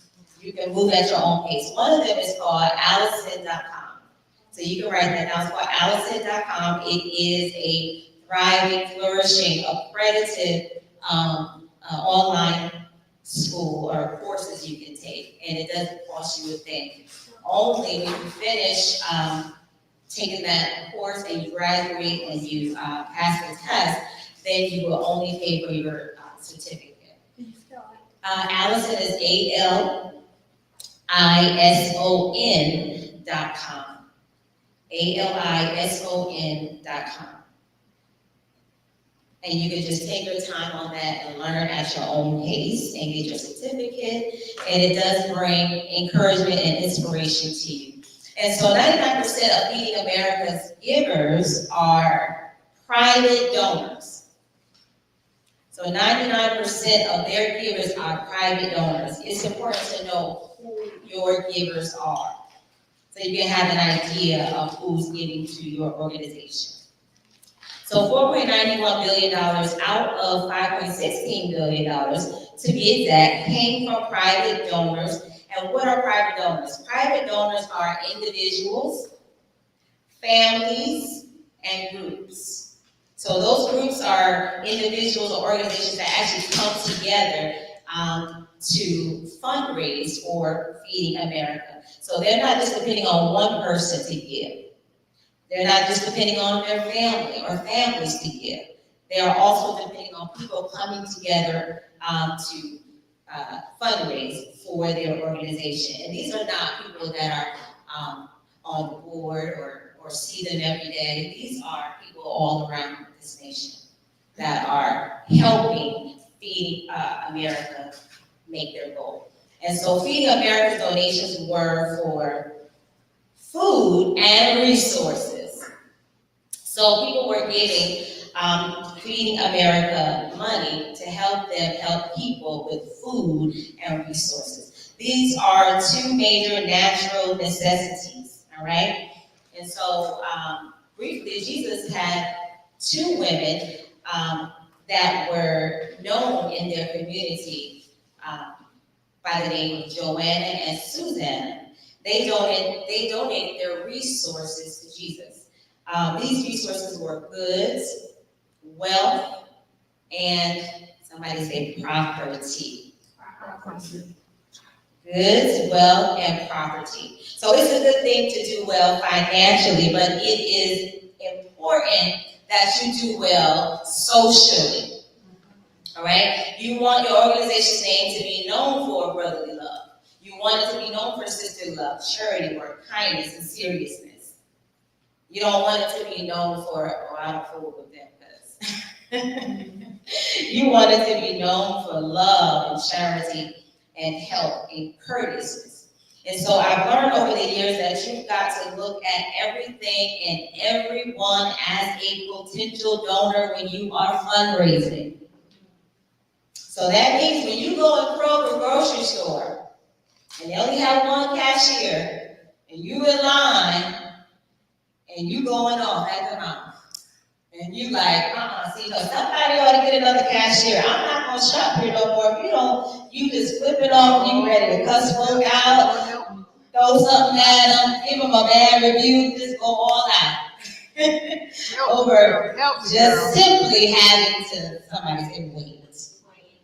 Simply having to wait. And then when you get the God idea, you say, you know what, Pastor Bell was just saying, I got to look at everything and everybody as potential donors. So you say, you know what, let me go back to the program asking for a donation. They're going to look at you like, wasn't you that lady that was just... See? So I want you to look at everything and everybody as a potential donor. Wherever you go, that could be a donor. If you go to Wendy's, that can be a donor. Don't go off at them. Don't go off on them, you know, while you in line or what have you. You look at it as, you know what, a potential donor. Yes, handle everything with grace. All right? And so we have some stores that also donated to us. Public Store, Sprouts, Target. I know how some of us feel about Target, but the well of the wicked, I'm going to get that donation. I'm not about to let whatever's going on stop me from asking, which is a powerful word, a powerful thing to do. Always have that ability and the power to, somebody say, ask. And so we receive grants from Walmart, and even when you go in restaurants, you look at them as potential donors. Apple Store, they donate as well to organizations that deal with youth, and they have devices, computers, tablets, things of that nature that they donate to organizations when you have a mission geared toward youth, all right? So the next time you go in the store, don't go off on the manager. Knowing you got to go back in there. Oh, God. Trust me, I know, I did it one time, and I was like, and showed in my face, Sky, come on, you going in there and you asking for a donation, because I can't go back in there. So I want you to be encouraged to remember that everywhere you go, someone is always looking to show some kindness. Have that in mind and in your heart. All right, so point number 2, the power of a nonprofit organization. What gives nonprofit power? Does anyone know? Of course, without you, it's powerless. But legal documentation in good standing is a nonprofit power, right? So you have registration, you have 501c3, and then you also have your tax exemption. And so legal documentation in good standing is a nonprofit power, all right? So good leadership, skilled and educated. So it sounds good to start a nonprofit, but you have to say to yourself, how can I educate myself in the industry that I'm in? Like Lady Pam said, you have to keep learning. You have to keep learning. So even in the nonprofit industry, all the speakers that were here today, you need every single thing. You need a life coach to help you stay encouraged when the money ain't coming in like you wanted to, or when the attendance is scarce. You have that life coach, to help talk you off the ledge, and then you have to have that entrepreneurship behavior, that go-getter, the one that she said, don't quit, don't give up, don't stop. And then you have to have your financial literacy, like Tara gave us that financial literacy breakdown. Because when you are dealing with nonprofit, you have to do the accounting, right? And so you want to have financial literacy, and then also you want to have mental health and wellness as well, as our last speaker just presented to us. And so if you're going to have nonprofit power, you have to have legal documentation, good leadership, and donations. Okay, so these 3 things fuel and energize a nonprofit organization. When you become a nonprofit in your state, it doesn't mean that you are tax exempt. I get that all the time. They assume like, oh, I'm tax exempt. Oh, I don't have to pay taxes. Now, when you register, it's simply a birth certificate for your baby. When you register with the state, it's simply a birth certificate for your baby. Let the state know that, hey, I'm doing business as a nonprofit and not for-profit. All right? And then you don't want to stay there. You want to elevate yourself in the nonprofit industry. So when you become a nonprofit and conducting business as a nonprofit, you want to get all the things that come along with it. You want to research your state government website. You want to see all the benefits that come along and what does my state give to nonprofit.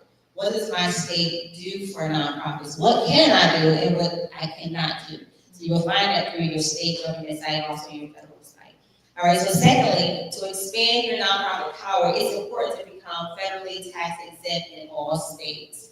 That's like the keys to the kingdom in nonprofit world. So when you have that 501c3, it gives you access that you can do that can skip over a lot of things that you would have to do when you don't have it. All right, so you want to expand by getting your federal tax exemption, your 501c3, pertaining to churches and charities. And also, just because you are tax exempt with the federal government, if you have 501c3, it doesn't mean that you're tax exempt with your state until you go through the process of becoming tax exempt with your state. So that's 2 different things. You have state and then you have federal government. All right? And so I share that with my clients all the time, like, hey, listen, you have federal, but now we need to look at state tax exemption. And so federal tax exemption only applies to what the federal government approves to be exempt. So most of my clients think once I'm tax exempt on everything. No, just some stuff. Not everything. You're tax exempt on the things that they say you are tax exempt on. All right? and it has to pertain to your mission and your cause. Now, keep in mind, federal tax exemptions, as I said earlier, is not state tax exemption. All right, state and federal are not the same, and they're not, they're different. And so now know that information, it may seem useless to you until you discover that it is useful. So once people find out what they can do, what they have, then they have that drive, have that energy to go forth and do what God has called them to do. I have one client that once I share with her all the things she can do and accomplish with her nonprofit or 501c3, she got excited about it, but then she discovered she let her 501c3 get revoked because she didn't know what she could do with it. She knew she could maybe fundraise, she knew she may feed people or conduct settings like this, but she didn't know all the intricacies that it involved to have a nonprofit organization. And so she was sad at the fact that she let it cancel and close out. So I want to tell you, stay up to date on your documentation. As far as churches, if you are registered as a church, you do not have to file a 990 every year. All right, but if you are a charity, you do have to file a 990 every year. That's just saying I didn't make $50,000 in that year. I didn't make over $50,000 in that year. So if you make over $50,000 in that year, you do have to say, you know, what came in, and you have to share with them the donations that came in, whether it was relatable or unrelated. So you want to notify them that these are related donations versus unrelated. Okay? And so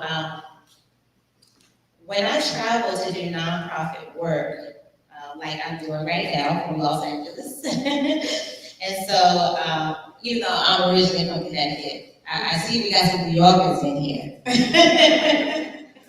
I think y'all was from New York too, right?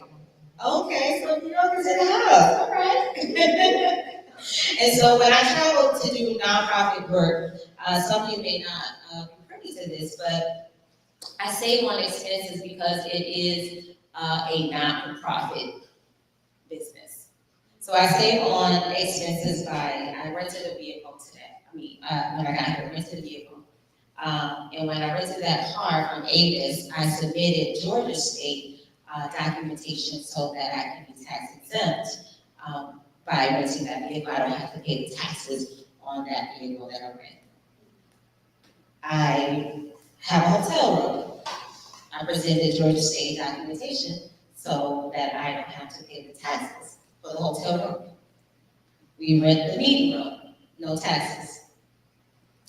And so this only is acquired when you are going through the guidelines of Georgia State requirements. And so on Georgia State, it will tell you that they do not provide tax exemption to churches or charities. However, if you are fundraising, and that's what we do, we're fundraising, then they allow you to use the streamlined tax exemption. Okay, and so you would need documentation for that. I did put that in the back for you guys to take a look at. You can look at it for your church or for your nonprofit charity. The paperwork is in the back for you to view regarding what Georgia says on tax exemption. All right, and so when we purchase hygiene and basic needs for people, like at Target, don't hurt me, y'all. At Target, we use our tax exemption. And then we use our tax exemption at other stores. We get donations from, recently from Ross, tax exemption there, right? So you have to look at it as, do y'all do tax exemption? Everywhere you go, like we do fundraising. You have to look at everybody as a potential donor. You have to look at everyone as tax exempt. All right? And so you have to know what a nonprofit 501c3 and tax exempt abilities can do. And so this isn't just on items, but this also goes for property, right? This also goes for property. A nonprofit organization has the power to accept donations like cash, gift cards, food, merchandise, vehicles, boats, software, devices, and property like land or homes.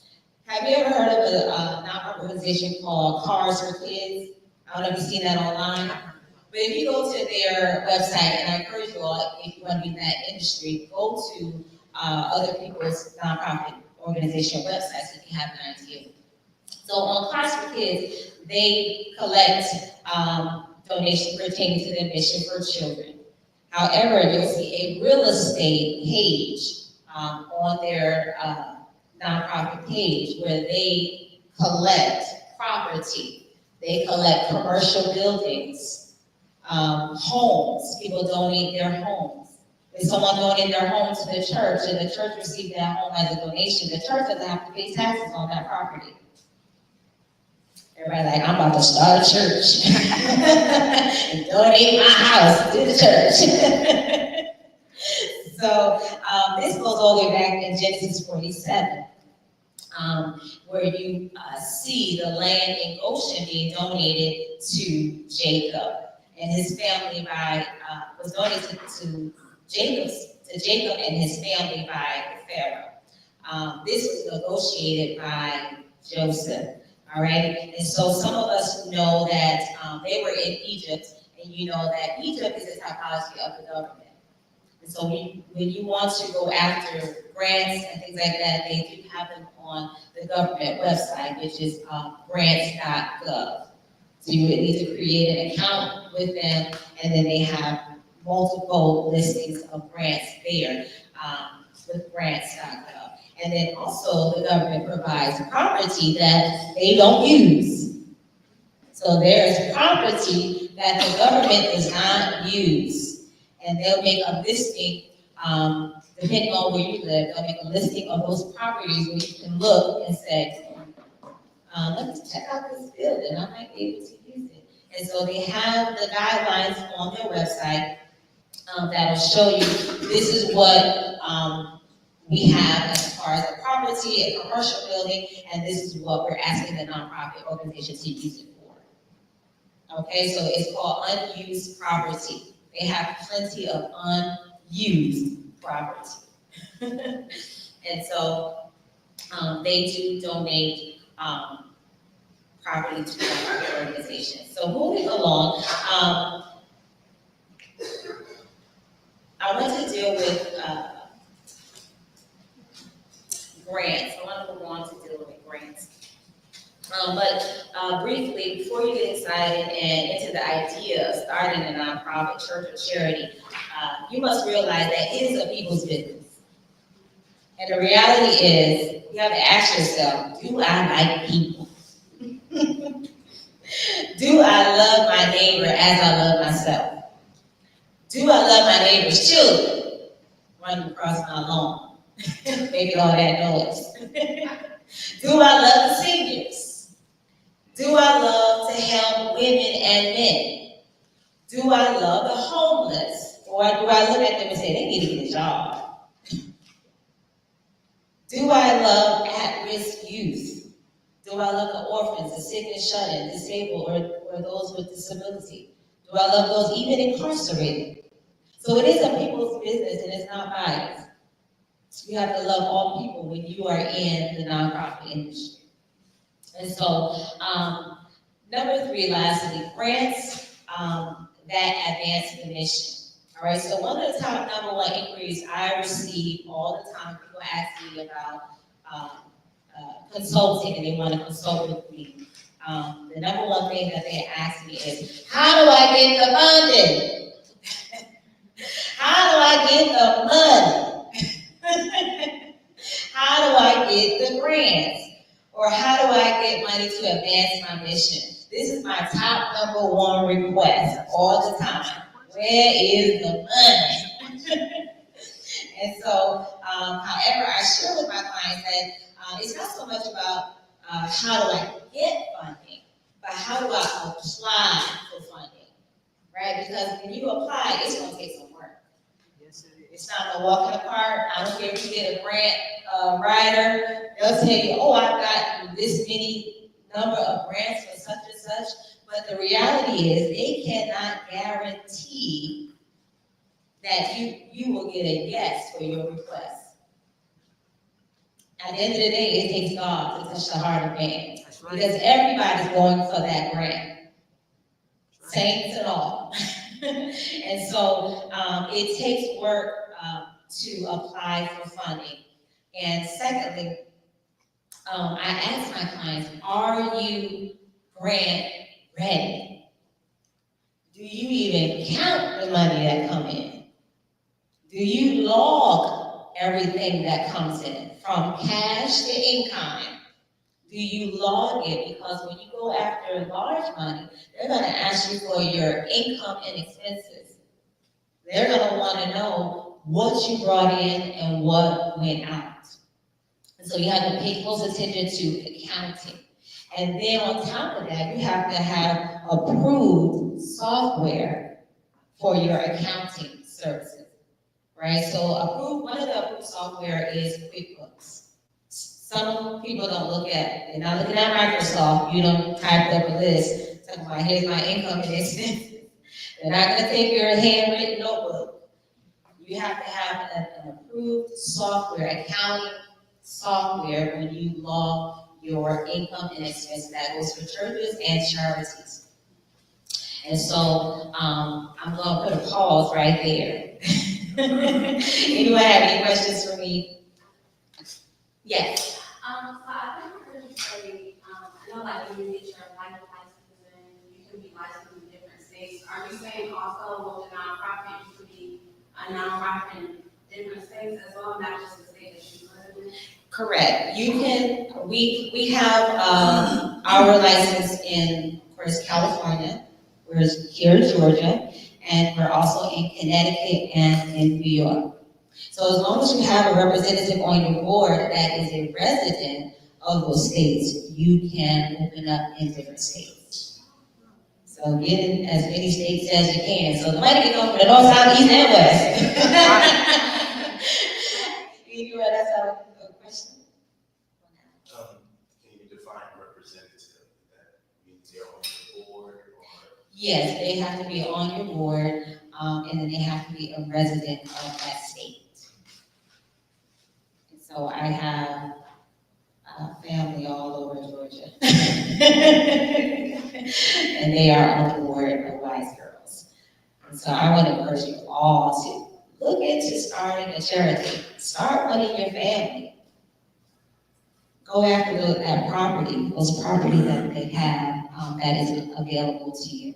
So don't just limit yourself to cash and income and merchandise. There's land out there that people will donate to your organization. All right? Anything else?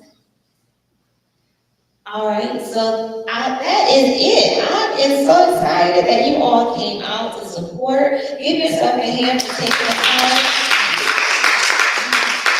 time out to support. I do want to say that in the state of Georgia, 34% of women are leading in the nonprofit industry here in Georgia, and that goes for African Americans. That is African American women that are leading as CEOs in the nonprofit industry. However, in the entire United States, it's only 15% of African Americans that are leading in the nonprofit industry. Very small percentage, and then there's the rest. So I want to encourage us to go ahead and start it, learn about it, figure out how you can grow in where you are.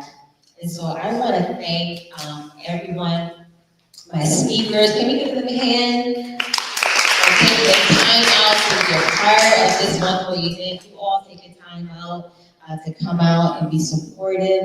I want to be a blessing to the speakers today. Sky, you can help me get those gifts bags right over here.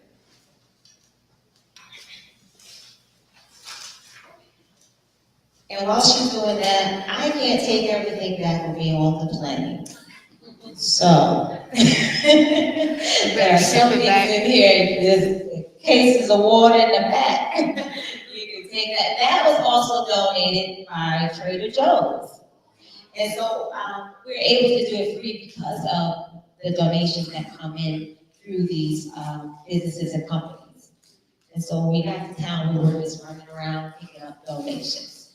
There's Krispy Kreme in the back. That was also donated, right? So when you are conducting events, women's conferences, don't look at waiting this is the event to say we gonna take an offering and trust the Lord, We gotta prepare in advance, right? So you start collecting donations in advance so that event can basically be free. I know we have registration fees, which is good. It's a good thing to do, especially as a church organization. Kind of helps bring it, the funding to that organization. And then there's also a thing I'm going to give you real quickly called TechSoup. If you want to write that down, it's called TECH, TechSoup, SOUP.org. That is also a nonprofit organization that provides all types of free software. TechSoup, and you can provide that to your pastor. TECH, and then like soup, like a bowl of soup, SOUP.org. So we have our website, and it's through Wix, right? And Wix is very, very expensive. However, they have something called nonprofit prices. So instead of us paying hundreds of dollars to have a website through Wix, Wix donates 70% of the cost. And so we pay a small, tiny percentage to conduct our website on Wix. So that's another plug for you. And so I want to I'm going to show one that's in here. Who is this? Oh, Lady Pam. This is Lady Pam. Known her That sure was for years and years and years. Since I moved to California, I've known them. And when I tell you this woman of God can sing the house down, I'm telling you, she will have you on the floor. God, yes, Lord.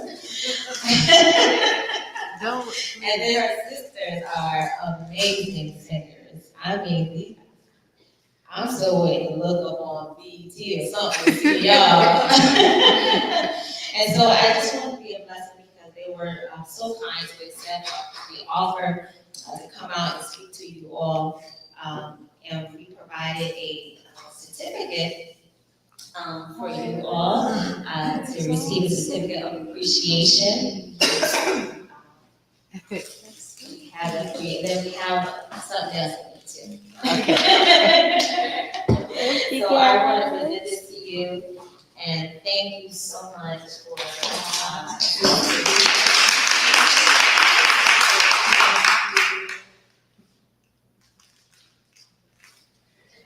and the same goes with all my speakers. I'm going off everything in fast, but we have Tashana Hannah. Oh. Let's put our hands together. She's got a trauma, good Lord. I was an angry child. I was mean. I sure was. I always liked to fight, because I was angry. Right. They would say, she got daddy issues. But you need someone like this to help you, encourage you. They try, right? So, also we have Lenora Flood. Who's gonna come? You got two names. That was in your mama. Thank you so much. I appreciate your time for coming out and blessing us with health and wellness. One of the things that we really need for ourselves, because sometimes I do skip the gym time or two, because there's so much on your plate. Right. So I'm tired. Yep. Thank you so much. And then also lastly, our little Tyrie, Miss Tyra, she came out and blessed us with financial literacy. And she made me laugh, y'all. If you know me, I went from anger to laughter, so now I laugh all the time. Everything is funny. So I thank you for being a part of this, and I encouraging us even in the financial literacy. I appreciate you.